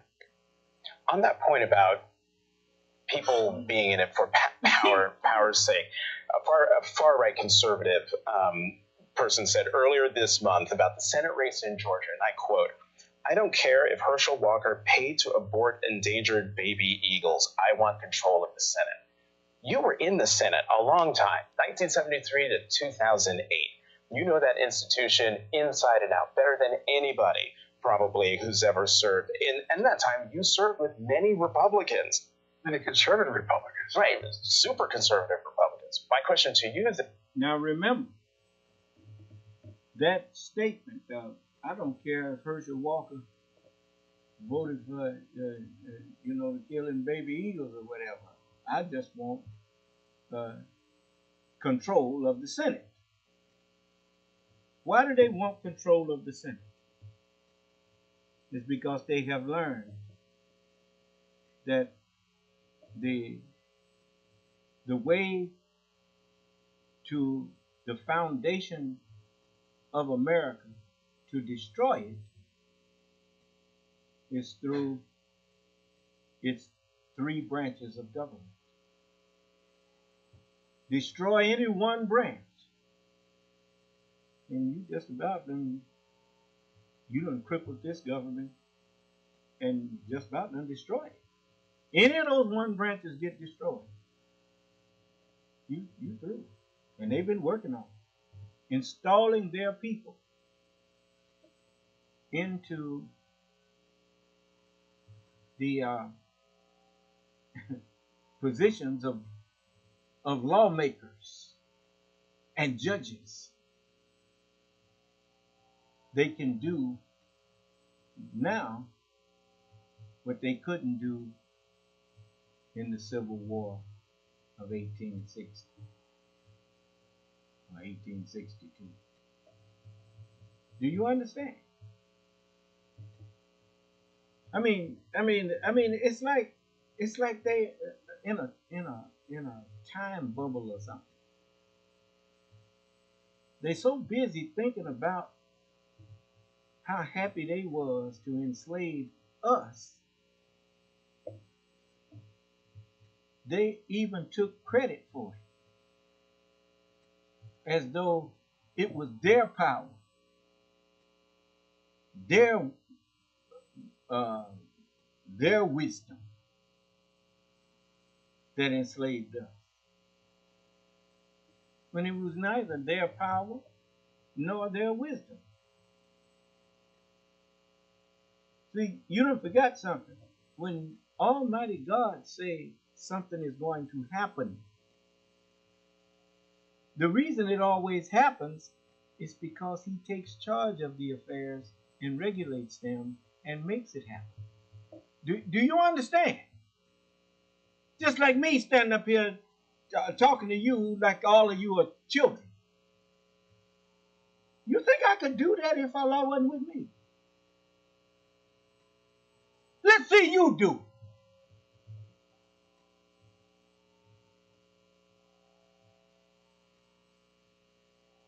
You heard brother come in here and try to say what I just said. What he got out of that was that the woman is Lucifer. And I tell him, you better stay behind me, boy. All you're doing is misleading yourself. That's not what I said. You see, it's many things that you know, a lot of times I've had people tell me that you know, they think they understood. At least they thought that they was understanding things that everybody ain't getting it. But everybody is getting what I say. The only ones that ain't getting it is those who think they're hearing something that I didn't say. Because what I said is like sunlight. It's clear. When you start thinking that it's something else there, that's you deceiving yourself.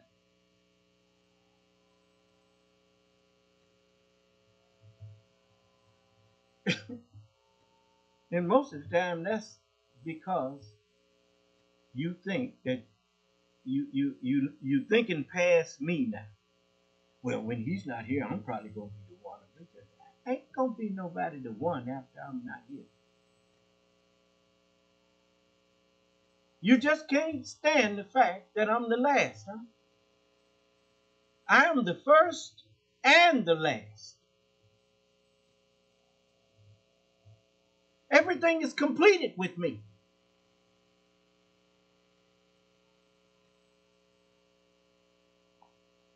You haven't even figured out yet. I mean, what other man do you know of that have stood up in front of the whole world and everybody have to shut up when he's talking? Name one.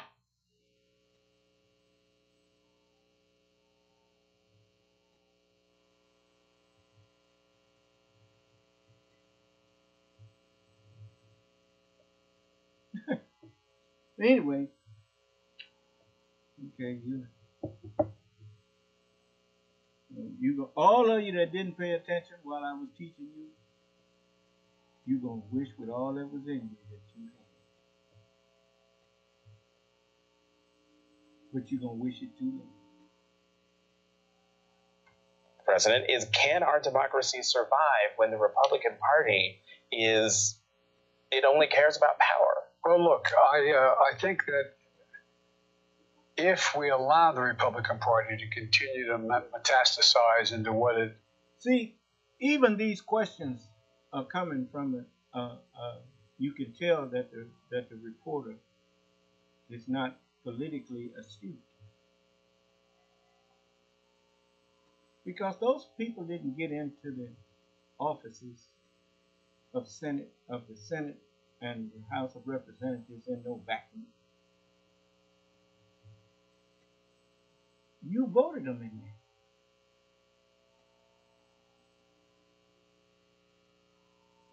You voting for people who don't give a damn about your democracy. Because you somehow then let somebody warp your thinking.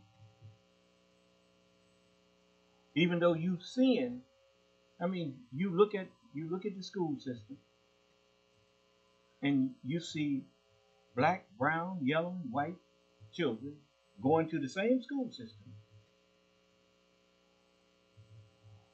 And you think that they come out of there with somehow a different mind than each other. It's just like me. How many times I have stood up here and told you I pledge allegiance to the flag of the United States of America and to the republic for which it stands, one nation under God, indivisible, with liberty and justice for all. My skin ain't white, but I learned the same pledge of allegiance that little white children learn, little brown children learn, little yellow children learn. Look at your military. You got all of these different nationalities in the United States military. And somehow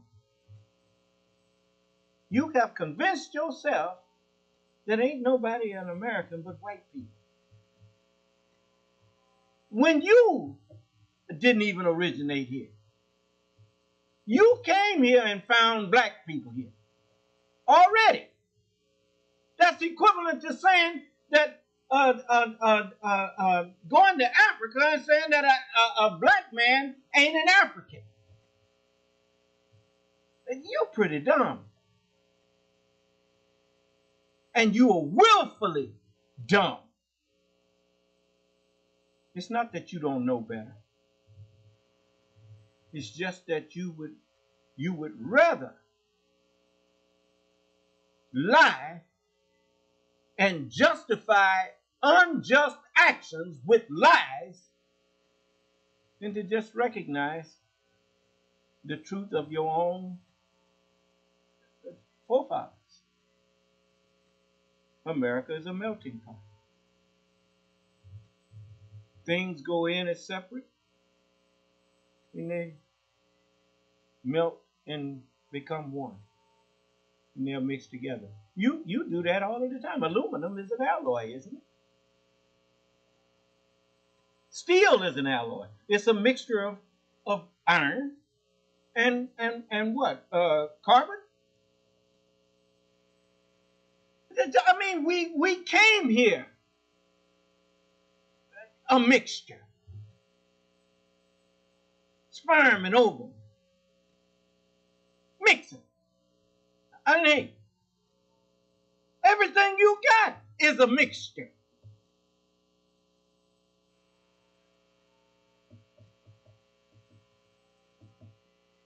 And yet you walk around here with your,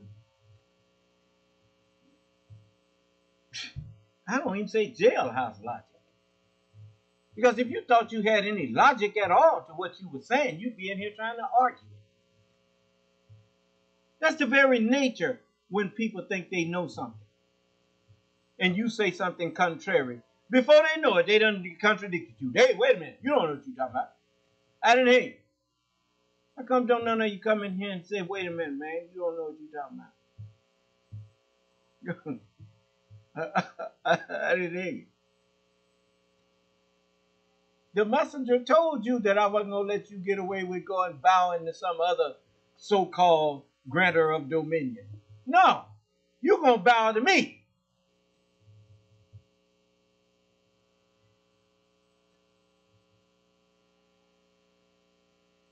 Now, if your silence is not a bowing to me, then you explain to me what your silence means. Because in court, your judges have been telling us that no contender is the same as guilty. If you don't argue when people charge you with something, then that's an admission to the court of your guilt. I didn't hear you.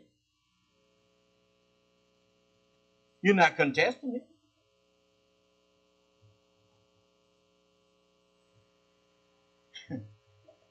Yeah. So I'm you know, as this interview was going on, you got a chance to see what a real president looked like. And how a real president speaks. Just listen to Joe Biden. I'm trying not to stop it. Because I really enjoyed this interview. Back it up a minute. Paid to abort endangered baby eagles. I want control of the Senate. You were in the Senate a long time, 1973 to 2008. You know that institution inside and out better than anybody, probably, who's ever served. And that time, you served with many Republicans. Many conservative Republicans. Right, super conservative Republicans. My question to you, though, Mr. President, is can our democracy survive when the Republican Party it only cares about power? Well, look, I think that if we allow the Republican Party to continue to metastasize into what a minority of the party as a whole is, I think one of the reasons there's not more mainstream conservative Republicans running out there is because they are so concerned about not only their physical well-being, but also the notion that how can they win when a minority of Republicans are showing up to vote and they're really hard-edged. Look, I don't agree with anything that Liz Cheney believes about the substantive issues. But I admire the hell out of her. She means what she says. She doesn't support the notion of use of violence. She doesn't support the notion, she insists that they're basic fundamental rules. And it used to be that way all through the Senate. I mean, I served with Jim Eastland, Strom Thurmond. I served with really conservative members of the United States Senate. But afterwards, after we'd argue like hell, we'd go down in the Senate dining room and everybody'd eat together. There was still an understanding that the differences may be profound, but they don't justify the kind of activities you're seeing today. Well, you mentioned Congresswoman Cheney, who has... I have to stop there and tell you that the reason they were able to do that is because in the Senate and in the House, the two-party system was designed to always give and take,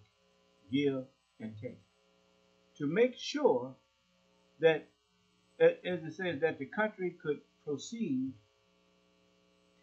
at a gradual pace so that the slowest people to change could still keep up. Do you understand? And then what they did the give and take. Democrats, Republicans, Democrats, Republicans. But when they left that floor and went to have dinner, they laughed and talked because they were Americans first. So what you can do is take that slogan that them people got, America first, meaning to destroy America first, and just put in there, we are Americans first. And when you do it like that, then that recognizes that every citizen in America is an American, whether he, just like me, I'm an American Muslim. Do you understand? That's what's on the side of our bus. American Muslims of the new nation of Islam. It shows you where I live. I live in America. And it tells you what my lifestyle is. My lifestyle is Islam. My lifestyle is Muslim. Do you understand? And so it's just like when you say where your house is.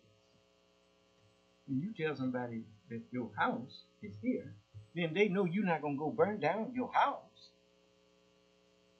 Just like I told you, I'm not going to help you destroy this country. I live here. That ain't going to happen. I'm not going to help you do that. Now, I'll help you put out the fire. I ain't going to help you start no fire around here. Okay, so, they used to understand that they were Democrats and Republicans, but they were American Democrats and American Republicans. And the red, white, and blue, they chose two colors for their parties. Blue for Democrat, red for Republicans. The red and the blue. Okay. Didn't have no gray in there.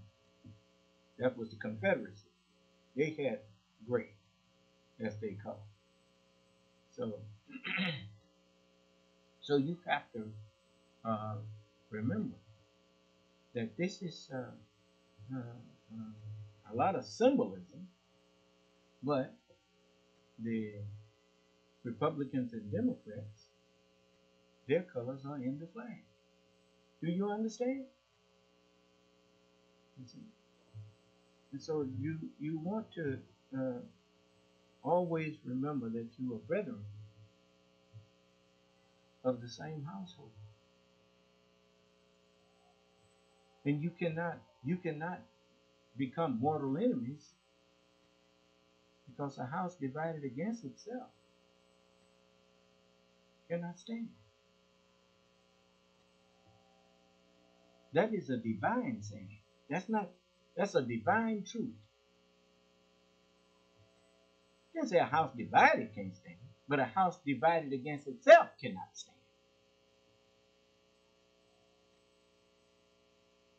You see, for this, the House of Representatives and the Senate, they have stood for 200 years so far. But now they are divided against each other.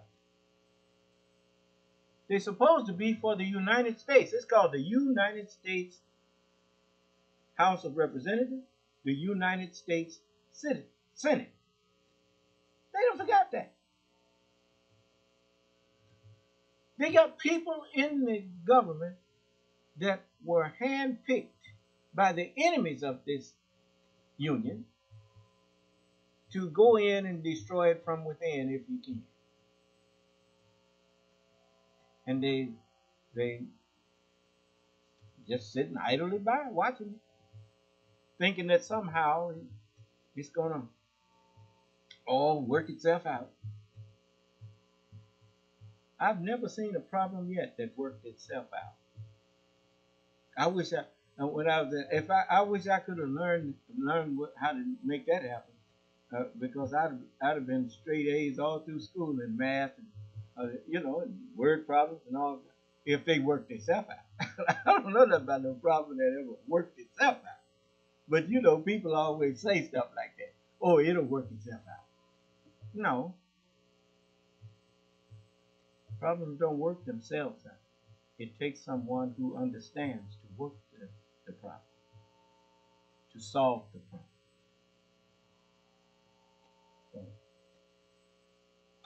Battled a lot with now House Minority Leader Kevin McCarthy. He could be the next Speaker of the House if the Republicans take the majority. And he said about financial support of Ukraine that support for Ukraine, quote, it can't be a blank check. In response, you said, among other things, these guys don't get it and they have no sense of American foreign policy. But given what Leader McCarthy said, should he even be Speaker? Well, look, I can understand. But, as President Biden, when he said they have no sense of foreign policy, they don't understand that the United States is the citadel of democracy. If you claim to be the champion for democracy, and then you see naked aggression against a country that's a fledgling democracy, that's trying to become a democracy, and you stand by and watch them be overthrown by a dictator, then for you to say that you're not going to give them a blank check, it's not giving them a blank check. It's about putting the aggressive autocrat in check, thinking that he's going to work his way around to overthrowing the final democracy.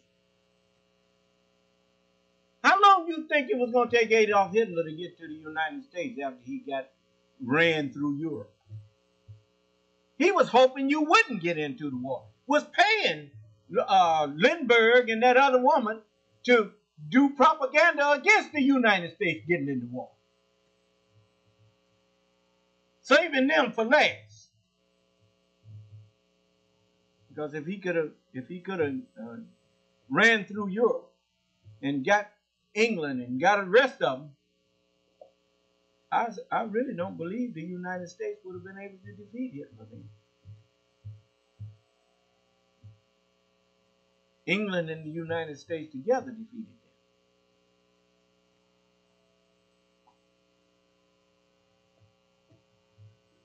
them. So you better wake up, man. I mean, what? I'm supposed to know more about your history than you. You taught me this stuff. Okay. Let's let the president answer in his own words. I ain't put no words in his mouth. Don't need to. He's very able to answer his questions. That that Ukraine, support for Ukraine, quote, it can't be a blank check. In response, you said, among other things, these guys don't get it and they have no sense of American foreign policy. But given what Leader McCarthy said, should he even be speaker? Well, look, I can understand somebody having that view who's uninformed and believe it because it costs so much money to help them. We're spending a lot of money helping the Ukrainians. But it's so much more than the Ukrainians. It's about NATO. It's about Western Europe. It's about making sure that Putin is not able to. And by the way, now, yes, the United States spending lots of money, but you don't forget who they spending it with. They spending it with the manufacturers that manufacture these defense plants and all of these different places. They spending it with the American businessmen. You know, if they're sending tanks over there, they got to replace them tanks, which means somebody got a job building tanks, and you know they making billions of dollars building tanks. Do you understand? They spending it in America. I told you one of the biggest businesses, if not, matter of fact, war is the biggest business on earth. And everybody that's hollering peace don't really want it. You just like the man in the you make your living burying people, and you can't tell me you're not happy to see me coming when somebody died. so but I understand how it goes. You got to, show sympathy and empathy. But people make money off of sick folks. That's what a hospital is. When you come to the hospital, you're sick. And they're making money off of you. Now, that's just the way it is. Some countries have learned to make health care free. And then you understand that the health care is in many cases better because the people, they don't see you as a dollar sign because they're going to get paid whether you come there or not. Do you understand? And so when people come in, it's in the healthcare provider's best interest to make sure that its citizens are healthy and have the best medical advice that they can give them. If they can keep them healthy, they can go play golf. They can do other things. They can do research on how to prolong life even longer because they ain't got to worry about their bills because they're going to get paid whether the hospital is full of patients or not. Do you understand? So it's all types of ways that because the American people are kept ignorant, purposely sometimes, most times, and accidentally because of bad messaging when people trying to sell something. But the main thing is that you all would be, the whole world would be better off if people didn't try to make money off of other people's suffering. It would be a much better world. But anyway. Succeed in a way that he is using the brutality of his activities. And I think that I just think it's about, again, this notion of power and either lack of knowledge or power. One of the two is the driving force, maybe both. But I don't know. Look, Jonathan, I think that this is not a referendum. This is a choice between what kind of country we want. Between, for example, do you let us? Do you make sure that we're able to afford prescription drugs for people that are elderly? Do we have a circumstance where we're able to negotiate? Medicare is able to negotiate drug prices. Are we in a position where, and you go down the list of all the issues that are out there, and we know that, look, the Republicans have made it clear. First thing they want to do is most of them voted against the bill to reconstruct America through the infrastructure bill, highways, roads. they all voted against, to a person, voted against the Inflation Reduction Act, which provides for environmental security and safety. And I mean, I just don't.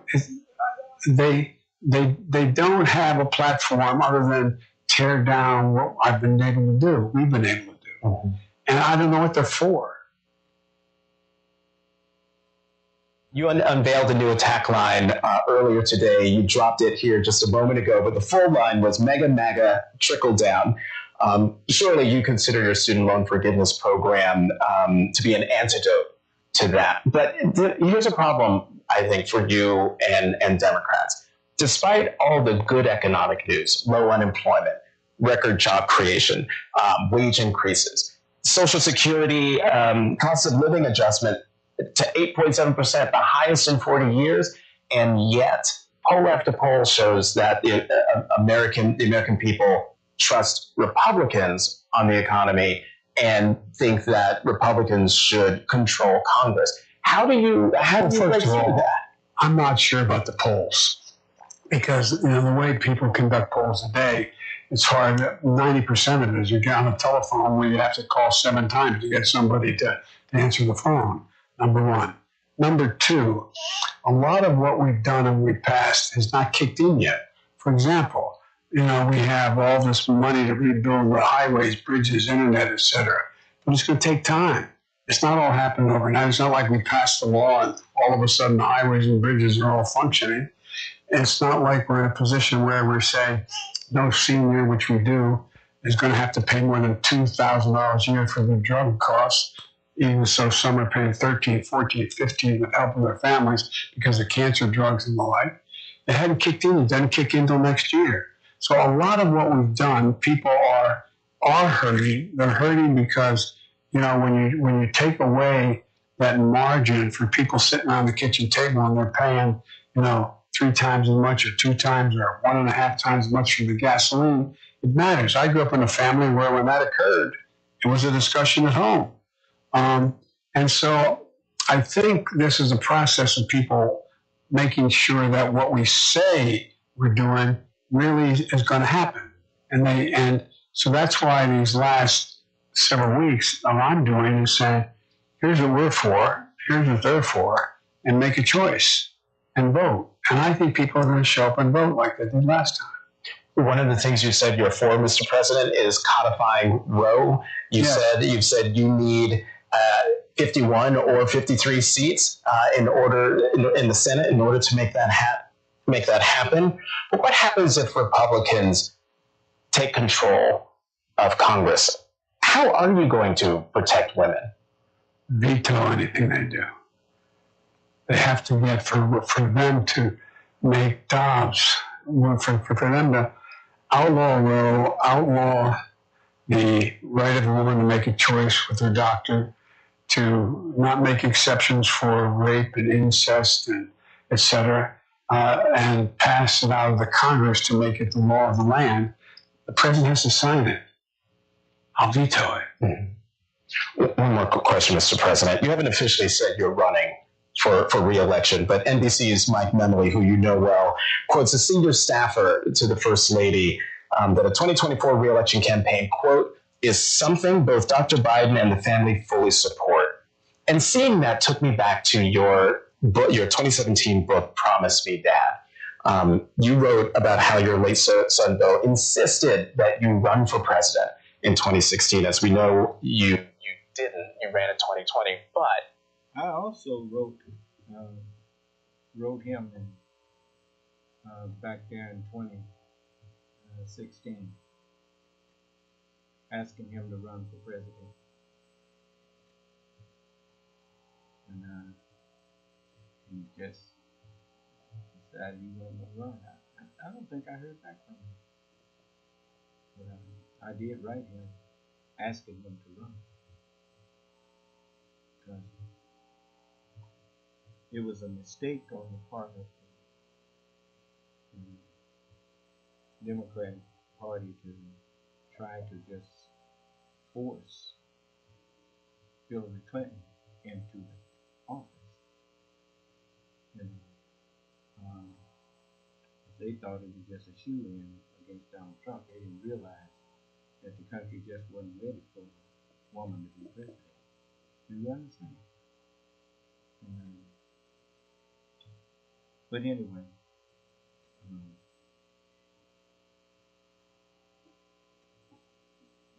he's president now. But America would have dodged the bullet if he had ran back in 2016. So I don't think Donald Trump could be here.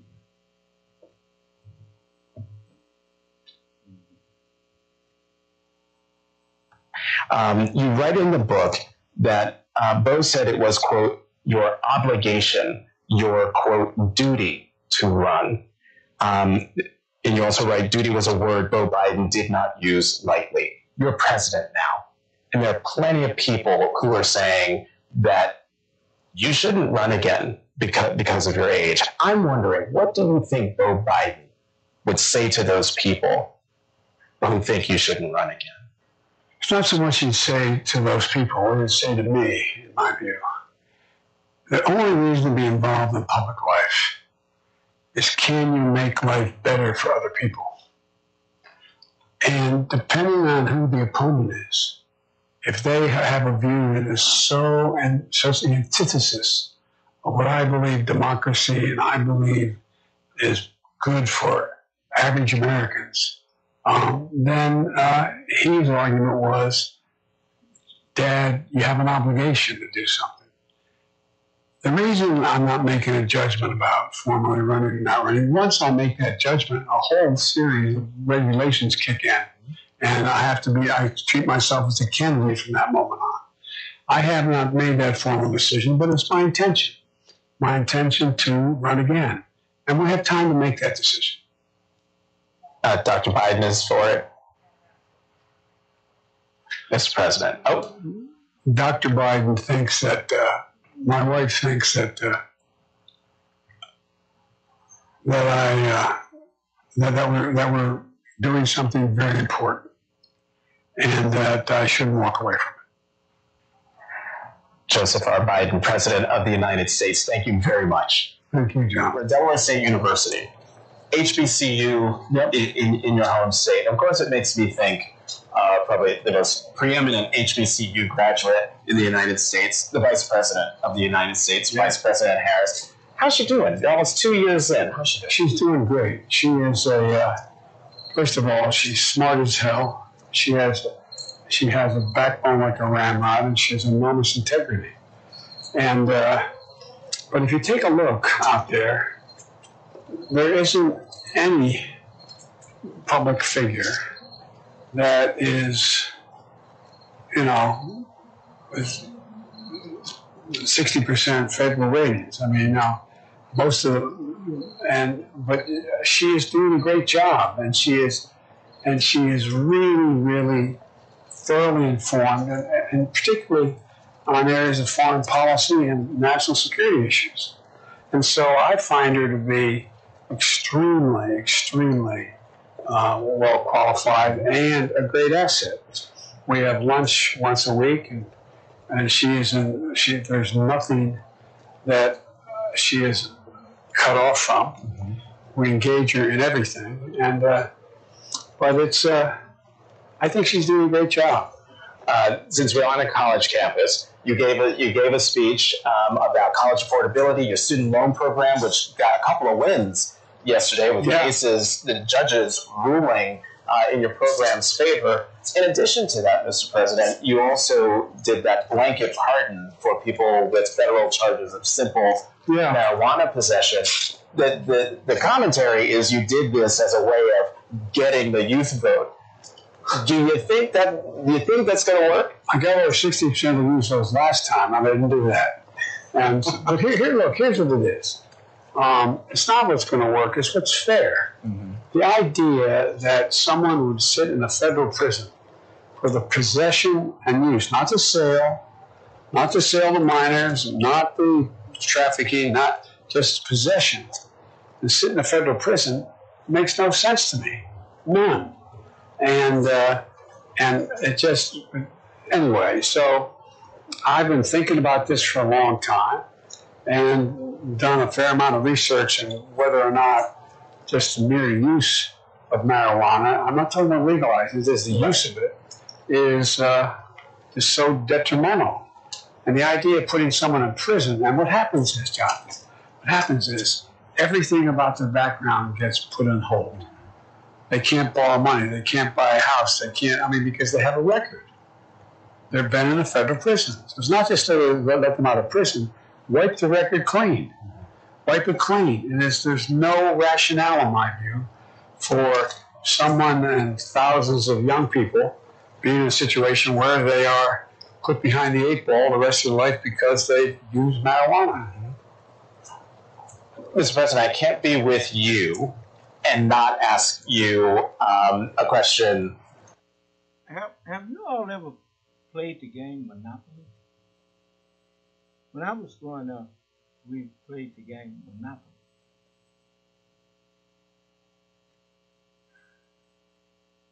The funnest part of the game was playing it, not winning it. Because once you won, then nobody had no money but you. So now your game is over.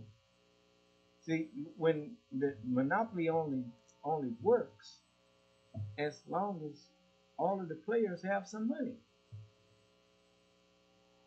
Do you understand now why they are against monopolies in the country? If you have monopolies if you condone monopolies, people can charge what they want. There's no competition, so therefore they ain't got to compete with nobody. And they mess around there, and pretty soon won't be no cash flowing, because greed will make people charge exorbitant. That's inflation. That's another way of inflation. The more you make, the more they charge. Do you understand? It's not. That's not a good thing. And so, if you take people, I'll tell you something else. All education actually should be free. If a student can keep a certain grade point average, they should be allowed to go on to college. You can weed out people that just there getting in the way and ain't interested. But look at all of the people you're going to be soon putting in business, on the tax roll and everything. You're going to get that money back. The more people you put education in, the more informed your workforce. The more, and you need people now that is have some type of scientific acumen, and not just a high school graduate. You need somebody that can know something about microchips and all of this. That industry is booming with nobody to work in it. Do you understand? You got to do something about educating your children to carry on, to keep up with your technology. And you have not done it, because you did not at the same time you was making technological advances, you kept the same old educational system. And it just don't work no more. You can't burden people down in debt while they trying to get an education. They shouldn't have to worry about debt. They shouldn't have to worry about, well, how am I going to take care of all these bills once I graduate, and all that kind of thing. That's taxing on the mind, when they should be more concerned about becoming the best at whatever field they're studying. But anyway, maybe I don't know what I'm talking about. Maybe you got it better. But I know one thing from the looks of your country, and the looks of your House of Representatives, and the looks of your Senate. You got a man that went to Yale or somewhere out there fist pumping people that's trying to overthrow the government. Do you not see something innately wrong with your educational system? That you turning out students that are not patriotic to your country? You producing politicians that don't really dedicate themselves to the ideals that you profess? You don't see nothing wrong there? Okay. Concerning my Aunt Gloria, who you may recall was your biggest fan in 2020 because she said, "Gonna need an old white dude to go after to take on an old white dude." But when I asked her if you should run for re-election, and still, she loves you, but she said she's not sure that you should, given your age. That with the one caveat that if Donald Trump runs again, you absolutely have to run again. So let's say Trump doesn't run again. Convince Aunt Gloria that she should stick with you. Well, I think Aunt Gloria should take a look. I think it's a legitimate thing to be concerned about anyone's age, including mine. I think that's totally legitimate.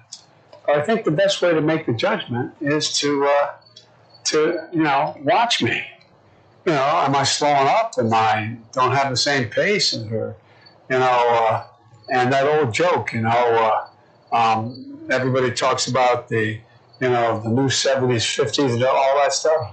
It could be, I'm a great respecter of fate. I could get a disease tomorrow. I could, drop dead tomorrow. But in terms of my energy level, in terms of how much I'm able to do, I think people should look and say, does he still have the same passion for what he's doing? And if they think I do and I can do it, then that's fine. If they don't, then they should vote against me. Not against me, they should encourage me not to go. But that's not how I feel. I can't even say the age I'm going to be. I can't even get it out of my mouth. I can't. I swear to God, it's like, no. Come on, that can't be true. And you think I'm joking? You know I'm not joking. I know you're not joking. It's just strange. But I think Aunt Gloria should just take a real hard look, and if she concludes that I'm missing a beat, then she should, support some other Democrat if they decide to run. But Jonathan, right now, knock on wood, don't want to jinx myself. I'm in good health. All of everything physically about me is still functioning well. So, and mentally too. So, but I understand people wanting to ask that question. Which is the better job, senator or president? There's only one reason I think to be in public life. I really mean it. Can you make life better for other people? And there's no place that you have a better opportunity to do that than as president of the United States. The difference between being president and being a senator, even a quote important senator, chairman of committees and all that, is that nothing gets to the president that hadn't gotten to him because it's been unable to be solved in the meantime. And so it's one of the things that is the difficult part of this. And I mean, I get up, work out at 8 o'clock in the morning, and I go to bed 11 o'clock at night. I mean, they tell my staff to not put those big briefing books together for me when I walk out the door. But all kidding aside, it's there's just a whole lot out there. But I'm going to say something I probably should consider not saying. Oh, say it. Is that I have more substantive experience on the issues facing the country, both in foreign policy and domestic policy, than any president ever, just because I've been around so long doing this. And so the bad part is I feel like I'm in a good position to make the right decisions. But some of the decisions are almost toss-ups. They're hard. And I'm not saying I get everything right, but it's not the facts that are missing. It's the judgment about the other players. For example, I know every major world leader. I've known almost every major world leader for the last 20 years because of my role. And as vice president, I did an awful lot of foreign policy for the president. it's a lot of it is just in the same in the Senate, knowing and accurately assessing what the other guys and woman is thinking and how to get to go. Because I still think there's enormous possibility to reach compromise on important things. You can't always get it your own way, but you can get it, move it a long way. And I just, right now, who knows what happens. Look, you know my history. I got elected senator when I was 29. I thought I was the top of the world. And 6 weeks later, my wife and daughter were killed. My 2 boys almost died because they got struck by a tractor trailer. I'm a great respecter for fate, And so, but right now, I feel completely capable of doing the job as well as anybody can do the job. And it's, we'll see.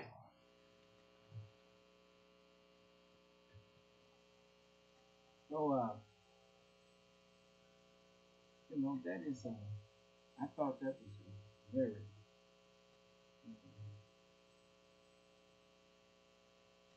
informative interview about especially the mental health of the president. I mean, you look at all of the good that he has accomplished. It seems like he's been in there longer than 2 years. All of the things, you don't see no people in bread lines no more. The pandemic seems to be somewhat under control. They still quietly taking care of the business of the United States. And that's what the government is supposed to do. Just quietly serve the people.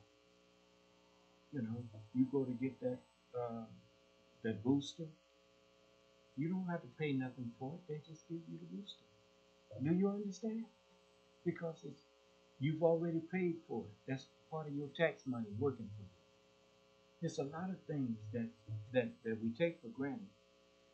And, there's the old saying, you won't miss your water until you well.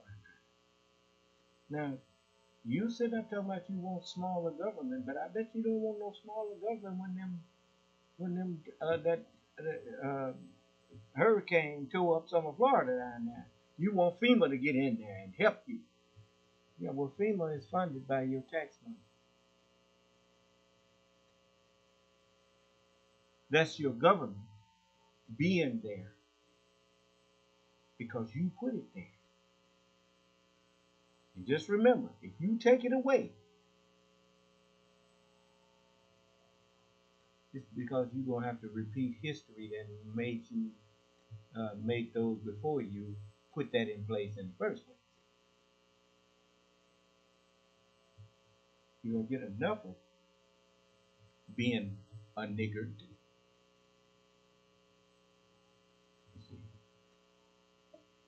See, when the white man first brought us to this country, black brother, and breeded us like cattle, he took us and made stingy, miserly people out of us, and he called us what he made us, niggers.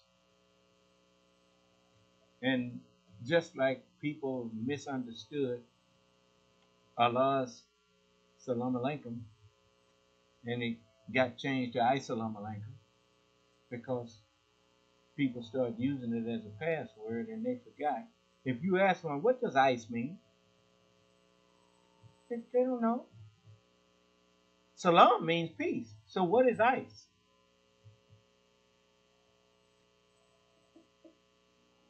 And if I hadn't told you that it means Allah's peace be unto you, you would not have never known it because that's what it used to be. Now I put may on the front of it because we don't dictate to Allah who his peace goes to. He decides who he gives peace and who does not.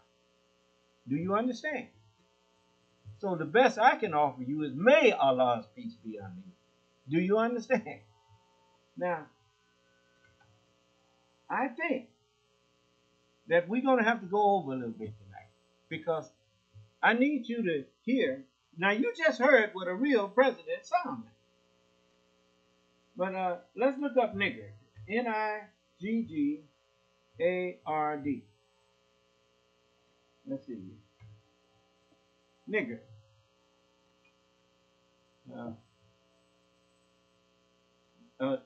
This page may contain content that is offensive or inappropriate for some readers.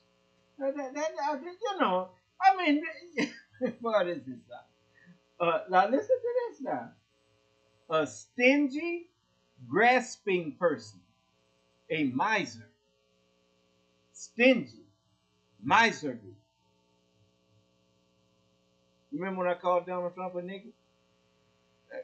Is he a nigger? All right, I tell you. Let's see. An extremely stingy person. Niggardly. Stingy. It just keeps coming right back to the same thing. A selfish person who is unwilling to give or spend. You notice they keep talking about he don't pay his lawyers. He's just tight. He's so tight he squeaks when he wants. But anyway, let me get to this. I want you to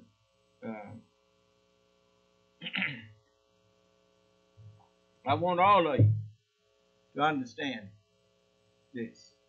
So it went from when the one who knew what he was making out of us, hey nigga, come here. You understand? And then the ones who didn't understand, they said, look nigger. it went from nigger to nigger. Do you understand? But the one who did that to us, he knew exactly what he was making out of us. A selfish, in order to keep us enslaved for 400 years, he had to be smart enough to turn us against each other and make us selfish. So that when we saw him abusing any of us, the rest of us would say, well, I'm glad it wasn't me. Glad it wasn't me. I didn't hear you. And then if one of us got a little something, he might treat one a little better than he treats the other. There's that old nigger over there. He get mad. His brother get mad at him because his master liked him more. Do you understand? And then he feel proud that his master liked him more. And he did everything that he could to make us selfish and stingy. And then he gave us the name of what he made out of us. Niggards. You understand? And then it got changed from niggard to nigger. You understand? So, I have to share these things with you. And I have to share them with you in front of the white man that did it to me. So you can't say, I don't believe that. The white man ain't did it. If he didn't do it, how come he ain't coming in here telling me that ain't true?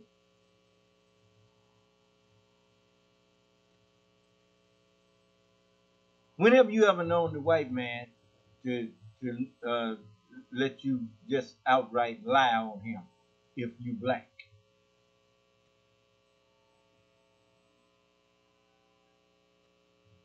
He know I ain't lying on him.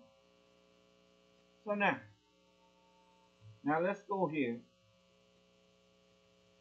I mean, let me show you. I told you, white is the new nigger now.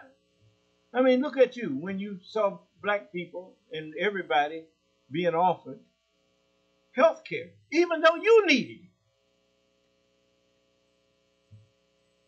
You're still talking about doing away with affordable care, the Affordable Care Act. Still want to get rid of it. Because you're a nigger. You don't want. What is the very nature of niggardliness? Just the opposite of love your neighbor as yourself. Just the opposite of it.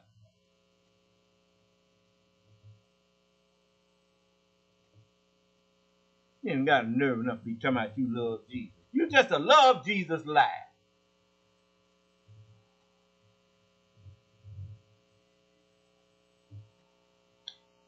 So, Now let's get here and show this. I want you to see something from Mother Jones. Just give me a minute here. We're gonna get it. We're gonna get it going. Or distorting the truth. You can watch how he refuses to call false statements false. And a few weeks ago, we released hot mic video of Donald Trump taken during a break in his 2015 deposition and the federal lawsuit accusing him and Trump University of fraud. Now we have the full video of the entire deposition, which was originally sealed under court order during the 2016 campaign. This is video Trump didn't want you to see.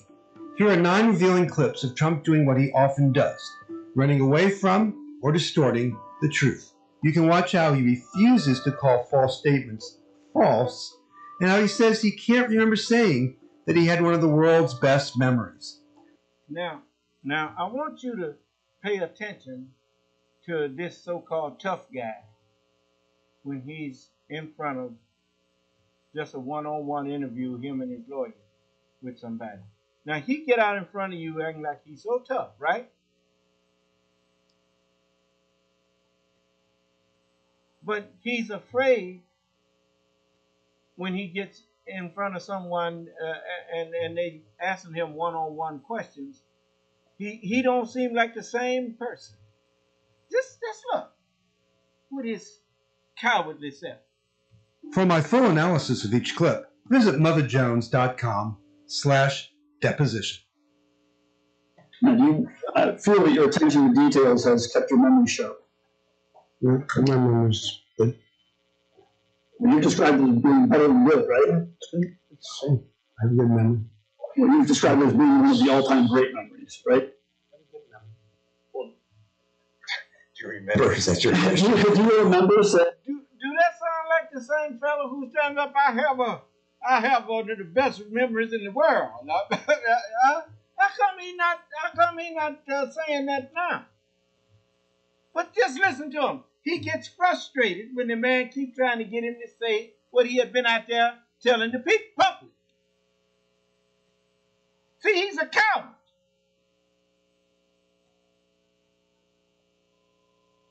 I remember when I went in Rusty Jenkins' courtroom, and they started asking me about my religion.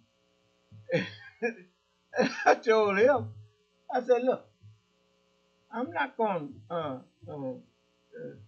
deny what I teach just to get some favor from you. So you ain't got no business asking me nothing about my religion in here. But anyway, and then the other court tried to make me turn my child over to them. I said, I can't turn my baby over to you. My religion won't let me do that. I mean, it was a whole lot of stuff that these things, but I can't have one thing that I'm saying to you, and then when I get called on the carpet for what I said, now go to backing up. You got a man like Farrakhan out there telling people he's the Son of Man, and then get in front of Donahue and tell Donahue that God don't speak to him. Huh? How in the world you God's representative and God don't speak to you?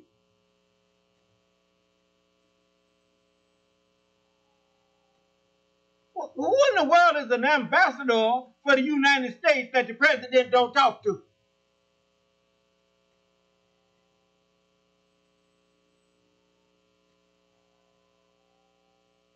When the president of the United States is the sole one who determines what foreign policy is. How he gonna determine foreign policy if he don't have no conversations with the ambassadors in the other countries? Huh? But anyway, look at this. He can sit there like a little mischievous child. His lips all pursed, and he's sitting there like he's mad to be. Don't want to be there. Saying that you have one of the all-time great memories? Yeah. And do you believe that's true? Do you have one of the all-time great memories? I have a very good memory, yes.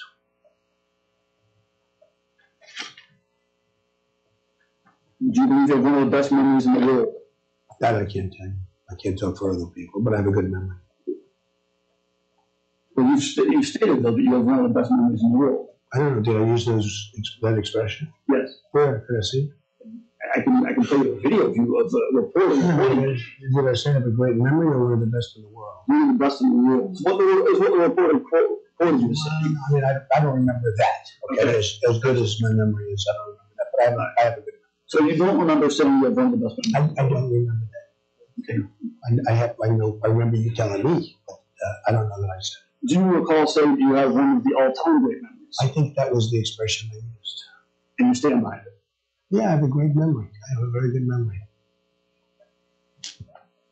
What's the question, Jason? The question is, this individual I'm saying here, can you tell me whether this person is student, live events instructor, or leader? Johnny Harris. Too many years. Ken Gosselin. Too many years. Mike Dubin. It sounds very familiar. The names sound familiar, just too many years. Darren Liebman. Its name sounds familiar, but it's too many years. Johnny Perkins. I don't know. Johnny Horton. Too many years. Tim Voss. Again, you can go through this whole list, and I'm sure you'd like to, so you can take us for a long time, but these are, some of those names sound familiar to me, but it's too many years ago. Chris Goss. Can we go through a whole list of names? You're the one who said, give me a list. You want to show it? You're right. You want to show it to him? I'm going through the names. Supposing you should look at that, I can save you a lot of time. I'll go through the list. He's reading the list off to him. He need a list.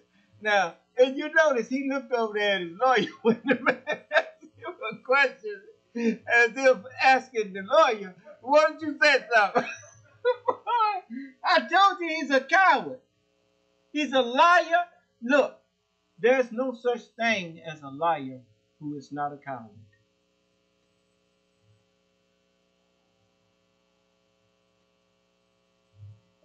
Now, he get up there and he do all that spouting off, and then when you get on him about what he said, "I didn't say that. I don't remember that."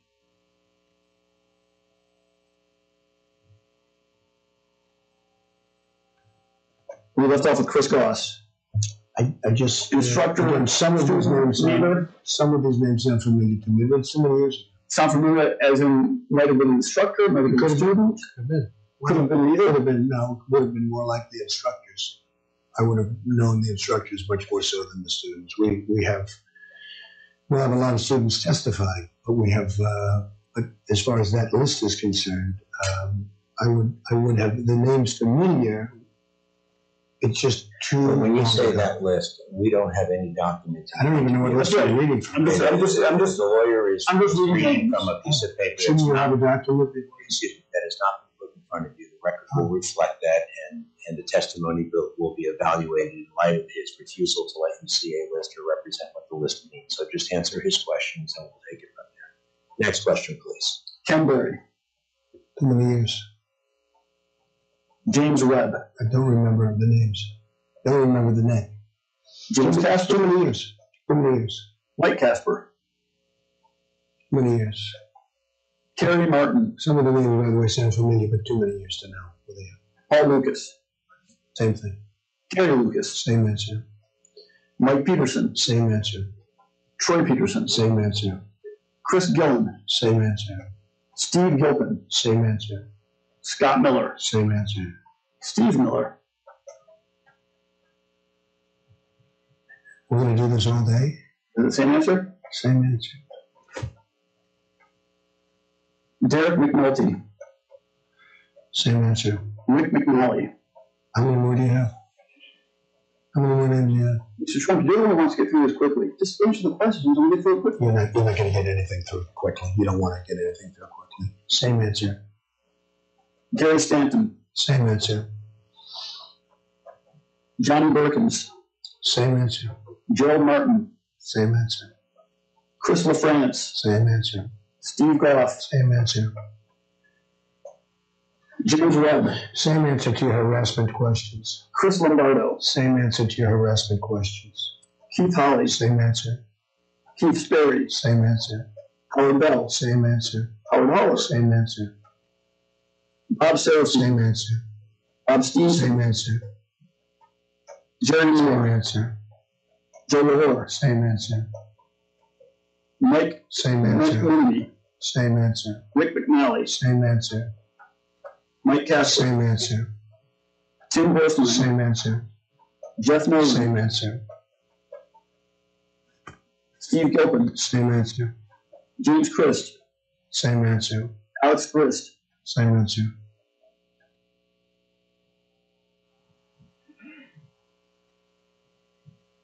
Mike Weber. Same answer. Don Sexton. Same answer. Well, I know the name, but same answer. Still, you know that Don name? Sexton, could you repeat the question just so he has it in mind? Don Sexton. I have the question. Do you know whether he was a live events instructor, a student, or leader? I remember the name, but it's just many years ago. I'd have to check the facts. Jerry Stinson. Same answer. Gary Sturgeon. Same answer. I'm sorry. Gary Stanton and then Gary Sturgeon. Sturgeon. So, construct for me a scenario. And we do have a lot of very good instructors. I mean, you can always find somebody that maybe is not so good. Or Can you name for me one good live events instructor? I don't know Ask the and instructors. Do you know a single good live events instructor? Ask and answer. Do you? Am I supposed to answer that? You've answered it. All I can say is Answer it again. it's many years ago. Flip to the next page, which is 10292. So you refer in about one-third of the way down. I'm going to give you 2 hours of access to one of my amazing instructors. Do you see that? Yes. Okay. The same date. This is different date, different location, different ad. Again, you don't have any idea what the qualifications were of those instructors, correct? I just said get good people. I wanted good people. And I told you I saw resumes. You wanted good people, but you had no idea what the actual qualifications were, correct? I hear we had some great instructors. But I'm asking you, do you have any personal knowledge to what the qualifications They were? had good. I wanted good instructors. I know what you wanted. What I'm asking you is, do you have any personal knowledge that they were, in fact, good? I've heard good things. Okay, my only knowledge is this. I've heard good things. This is when John Carl is asking you about your past praise for certain individuals. The first one he mentions is your past praise of Jeb Bush, of whom you said he is exactly the kind of political leader this country needs now. When was this? What year was this? This is this year. Oh no, I'm sorry. This interview was this year. The quote he's referring to is from years past. Yeah, well, that's right. Okay. He is exactly the kind of political leader this country needs now, and we very much need in the future. Oh, when was the quote? How many years ago? We'll get to that. He's bright, tough, and principled. Okay. And Mr. Carl goes on to say, and not just Jeb Bush. Of Hillary Clinton, he said, just in 2012. Can I ask you a question? What's the relevance of this? I'll get to it. She's Well, a don't terrific, answer any questions. she's a terrific person, works hard, and I think she does a good job. George Pataki, you said, was the most underrated guy in American politics. Rick Perry, you said, is a very effective governor. Texas is lucky to have him. And then Mr. Carl went on to say, now you've declared Hillary the worst Secretary of State ever, Pataki the worst governor of New York ever, and you said Rick Perry's too dumb maybe to be in the debate. And your response to all that was a very simple answer to that. I was a businessman all my life. I've made a tremendous fortune.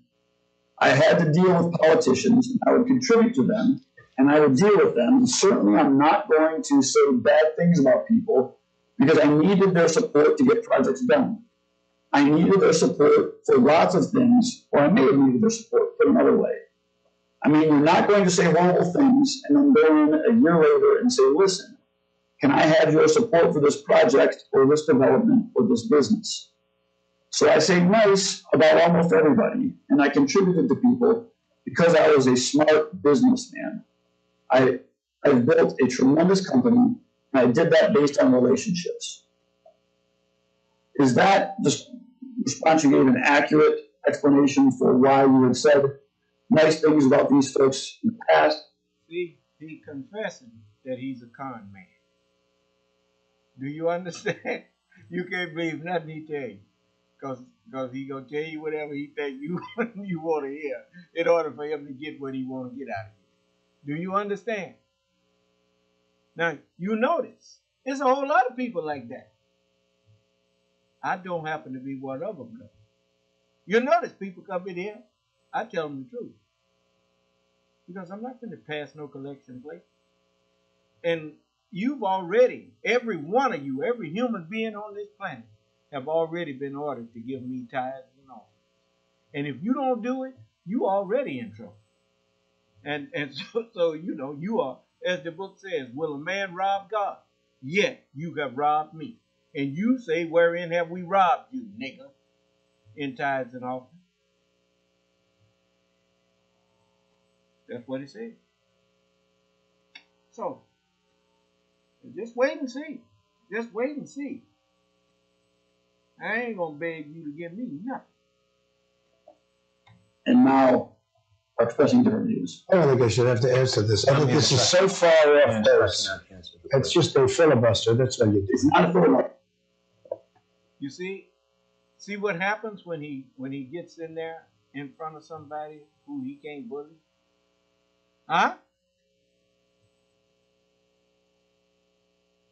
It's a filibuster. What does this have to do with what you're doing?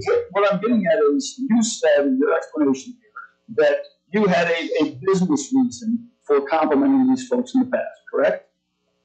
I'm instructing. I don't think I should respond to this guy. Time out. I'm instructing you not to answer. I don't think it has anything remotely to do with the case. No, that lawyer know why he instructed him not to answer. Because he walked him into something that now the lawyer, see, he conned them people to come into his school. He committed fraud against them people. Promised them what they wanted to hear so he could get their money. Do you understand? And he just confessed that he don't mind doing that. Do you understand? Now his lawyer instructed him, don't answer that. Well, it's too late now. He done already answered the question. Just listen. Let's just go to court and get this case. I'm dying to go to court on this case. This is something you've referenced a number of times. Your belief that students had praise for Trump University, correct? You can answer that question. Yeah, they have great praise for Trump University. And you had yourself praised people in the past because you felt that was necessary to get their help, correct? Supposed to answer that question? No, you don't have to answer. If it has anything to do with Exhibit 489, you're not allowed to answer it. Whether it has to do with 489 or not, you have given praise to people in the past because you thought you might need their help, correct? If it doesn't have to do with this, it's a different question, I think. Unrelated to Exhibit 489, if you can answer the question is vague and ambiguous. Have you given praise to people in the past because you felt you might need their help for a deal in the future? And it's incomplete. Yeah. I think that generally I like to be as positive about people as I can. And generally I like. And have you given praise for that reason, even when you didn't sincerely believe the praise? Question is vague, ambiguous, and broad. I mean, do you have a specific instance? Yeah, I do. Not this. No, it's ridiculous. These are your words. Okay. So it's a whole different world. So get a ruling from the judge. They'll get a ruling from the judge. It's fine. You asked me for a specific instance. I'm going to give you one. If you don't need a specific instance, I'm just asking give me an instance that pertains to what we're talking about. What I'm asking you is, have you in the past been praised to someone because you may need their help for a deal, even though you did not sincerely believe the praise you gave them? First of all, that's totally different from our lawsuit, okay? That's a totally different thing. These people have given tremendous praise, many of them have given tremendous praise for the course. So that's totally different from what you're talking about. And almost everyone has signed a document, et cetera, et cetera. I so look forward to having this case go to court. I've been waiting for it for a long time. But the way this deposition, I don't mind that. I'm just telling you, I look forward to having it in court. And I look forward to having a nice long trial. I look forward to having a nice long trial. I look so much forward to it. He answered this question. No, Dan, the question was, is supposed to Mr. Trump, have you in the past given praise to someone because you thought you may need their help in business later on, even though you didn't sincerely believe the praise you were giving them? Do any situations come to mind? If so, no situation comes to mind. No. So, and you won't answer the question as to pertaining to Jeb Bush. I won't allow him to answer. It's politics. You will not. And you will not answer the question as to Hillary Clinton. Correct. And you will not answer the question as to George Pataki. Correct. And you will not answer the question as to Rick Perry. Correct.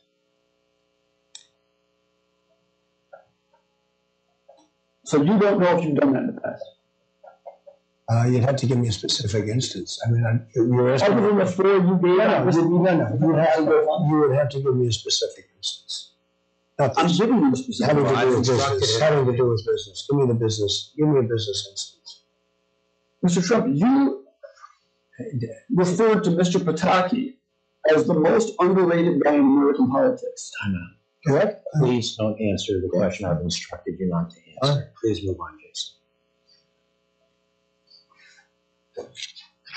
Referencing your book, The America We Deserve, Mr. Trump, does Exhibit 490 appear to be an accurate copy of... Do you see what's really going on there? The man is avoiding the truth because the truth condemns him.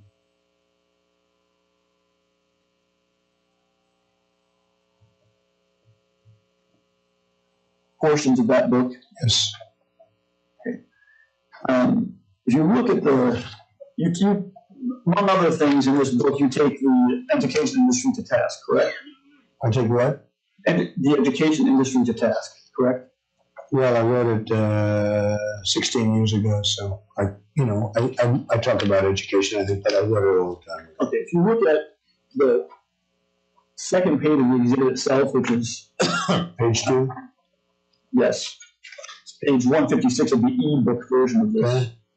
You wrote this book, right? Yeah, I did. The education industry is delivering less for more money and claiming no ground has been lost. It's fraud, pure and simple. Yeah. So would you agree that when educators deliver less than promised for more money and claim they're doing something great, it's fraud, pure and simple? Question calls for improper opinion, testimony, incomplete hypothetical, it lacks foundation, vague and ambiguous. You can answer, subject to those objections.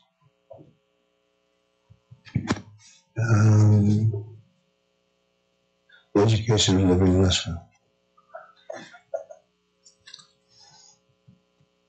Let the record reflect that, again, you presented him with page 156, and I really no have context for that. I'd like to read, the entire chapter before I answer that question. You have the rest of it? Without reading the entire chapter of your own book, you can't answer the question as to whether or not when educators deliver less than promised for more money and claim they're doing something great, it's fraud, pure and simple. You can answer that question, whether or not you need to read the whole chapter in order to answer the question. I would say no, it's not fraud. Okay, it's not fraud. So this statement in your book, you say is not accurate? It's trying to get a point across. So it's not accurate? It's not accurate, yeah. It's trying to get a point across. Using an inaccurate statement. It's trying to get a point across. Education is very important to me. I'm trying to get a point across. And what you're trying to get across is what?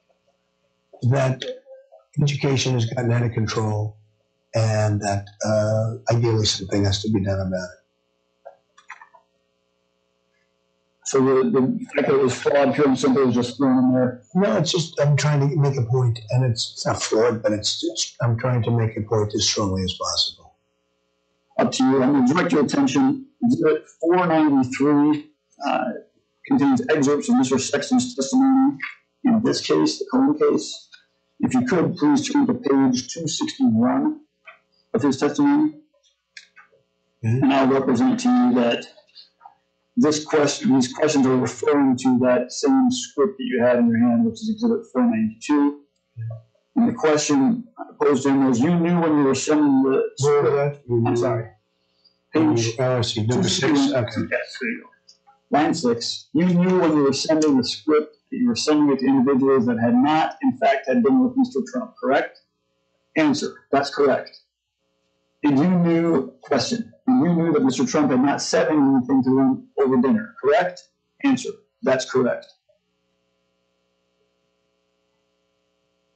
Sending a script to instructors that contains a misrepresentation about having had dinner with you and discussed real estate with you over dinner, do you believe, Mr. Trump, that set a good example or a bad example for the instructors? Well, I think it's hyperbole, probably. And, I mean, I think it's not particularly important, but I think it's hyperbole.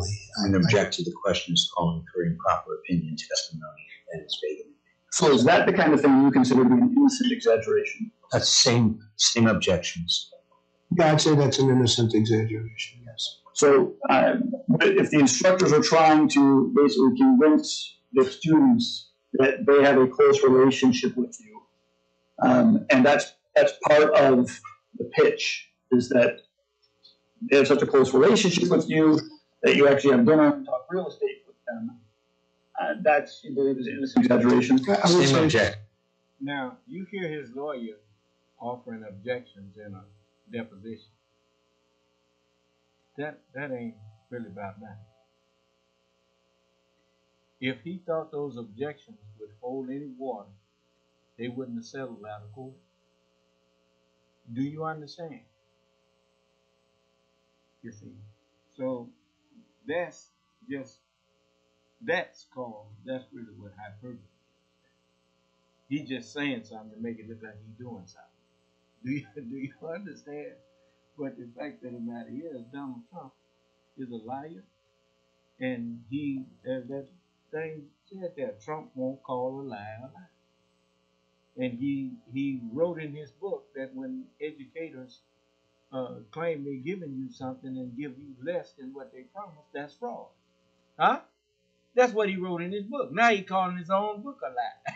I mean, boy, this is rich, man. I would say it's hyperbole. I would really say it's, I think that's probably the word for it. A lot of people say they met with me and they were with me and all of this stuff. I mean, I have it all the time. I think it's hyperbole. But you, in this context of talking to prospective students, people who might pay to be instructed by these folks, you consider that to be innocent? Same objections. I don't know. People love the courses. I just don't know. But I would say it's innocent hyperbole. And hyperbole in this context is the same thing as saying something's not accurate, right? Same objection. It depends on who you're talking about accurate. But I would say that this thing like that's very innocent. I can see a lot of people. But again, we're talking about something that's not something that's false. Same objection. Well, I didn't have dinner with him, but I could see it being hyperbole. I could see it being something that somebody would say. Okay, but hyperbole in this context, again, in this context, you might say tonight that we had dinner together. But yeah, it would be false for me to say that you and I had breakfast together this morning, right?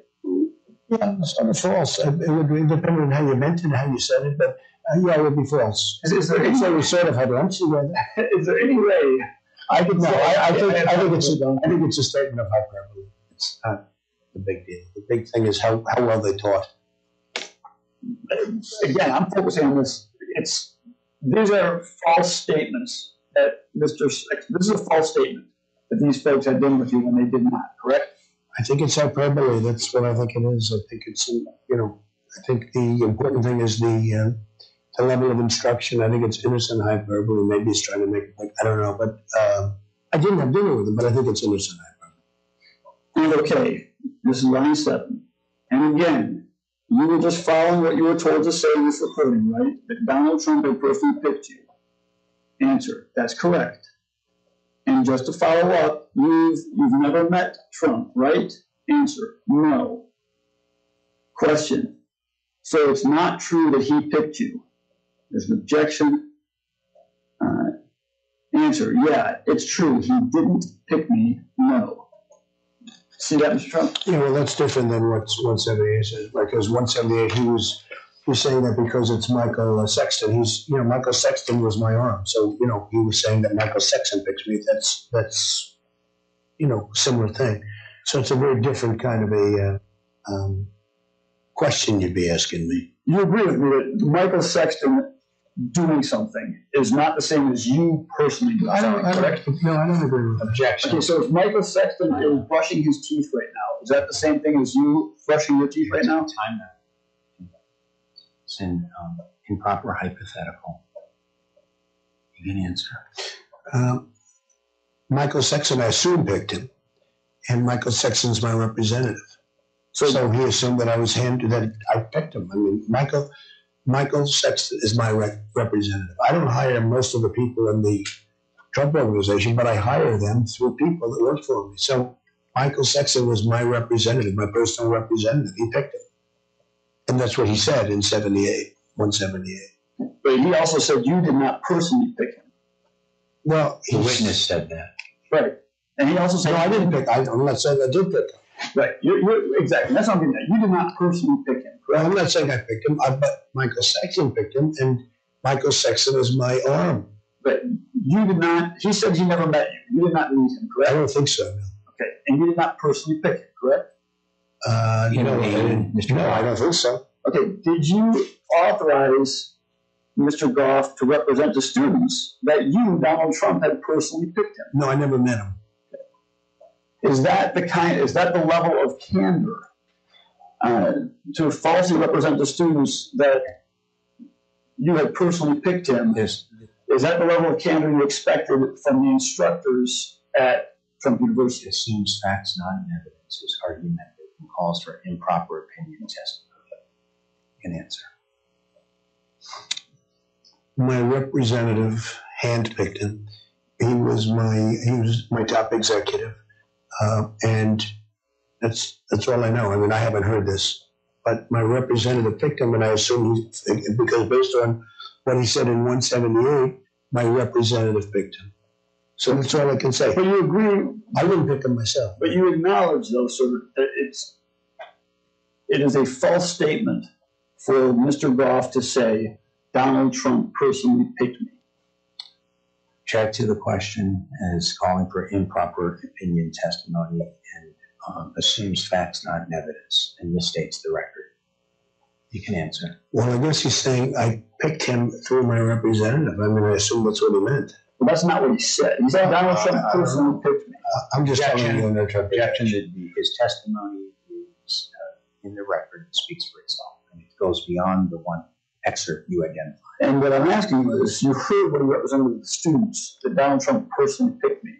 Is that true or false? My representative, my number one, my top person picked him. Okay, not you. No, it wasn't me, but a lot of people would consider that to be an offshoot of me. You weren't Steve Goff's partner, were you? You picked. I wasn't who? You weren't Steve Goff's partner, were you? The question is, you didn't talk to Steve Goff all the time, did you? I didn't speak to Steve Goff, no. But my representative picked him. You had one lawsuit in which you sued somebody for defamation because they said you were worth hundreds of millions of dollars. It's true. And I did very well in that lawsuit. Unfortunately, I can't prove damages, so that's okay. Hold on. Let's make sure we talk about the same lawsuit. This is the lawsuit against Timothy O'Brien and Ronan Brooks. Yeah. And your testimony was you did very well. Yeah, we were doing very well. And frankly, the biggest problem with that lawsuit is we couldn't prove damages. No, your testimony you just gave was that you did very well in the lawsuit, right? Yeah. Oh, I lost the lawsuit. Okay. But I made a very good point with that lawsuit. So you lost the lawsuit? Yeah, but I'm glad I brought that lawsuit. I made a very good point with that. Well, you see, he stood up there and lied and tried to suggest that he had won that lawsuit. Somebody he did very well until the man was bringing up the record of the lawsuit. Then he tells you he lost. He just can't tell the truth. He's been lying so long that he has put all of his trust in lying.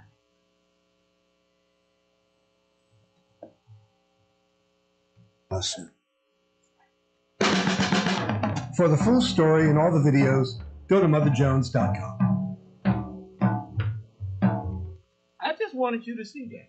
I mean, you know, that says it all right there. This is the man you wanted for president of the United States.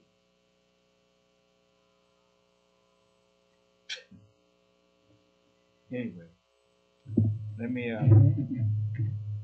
let you go. I done held you long enough.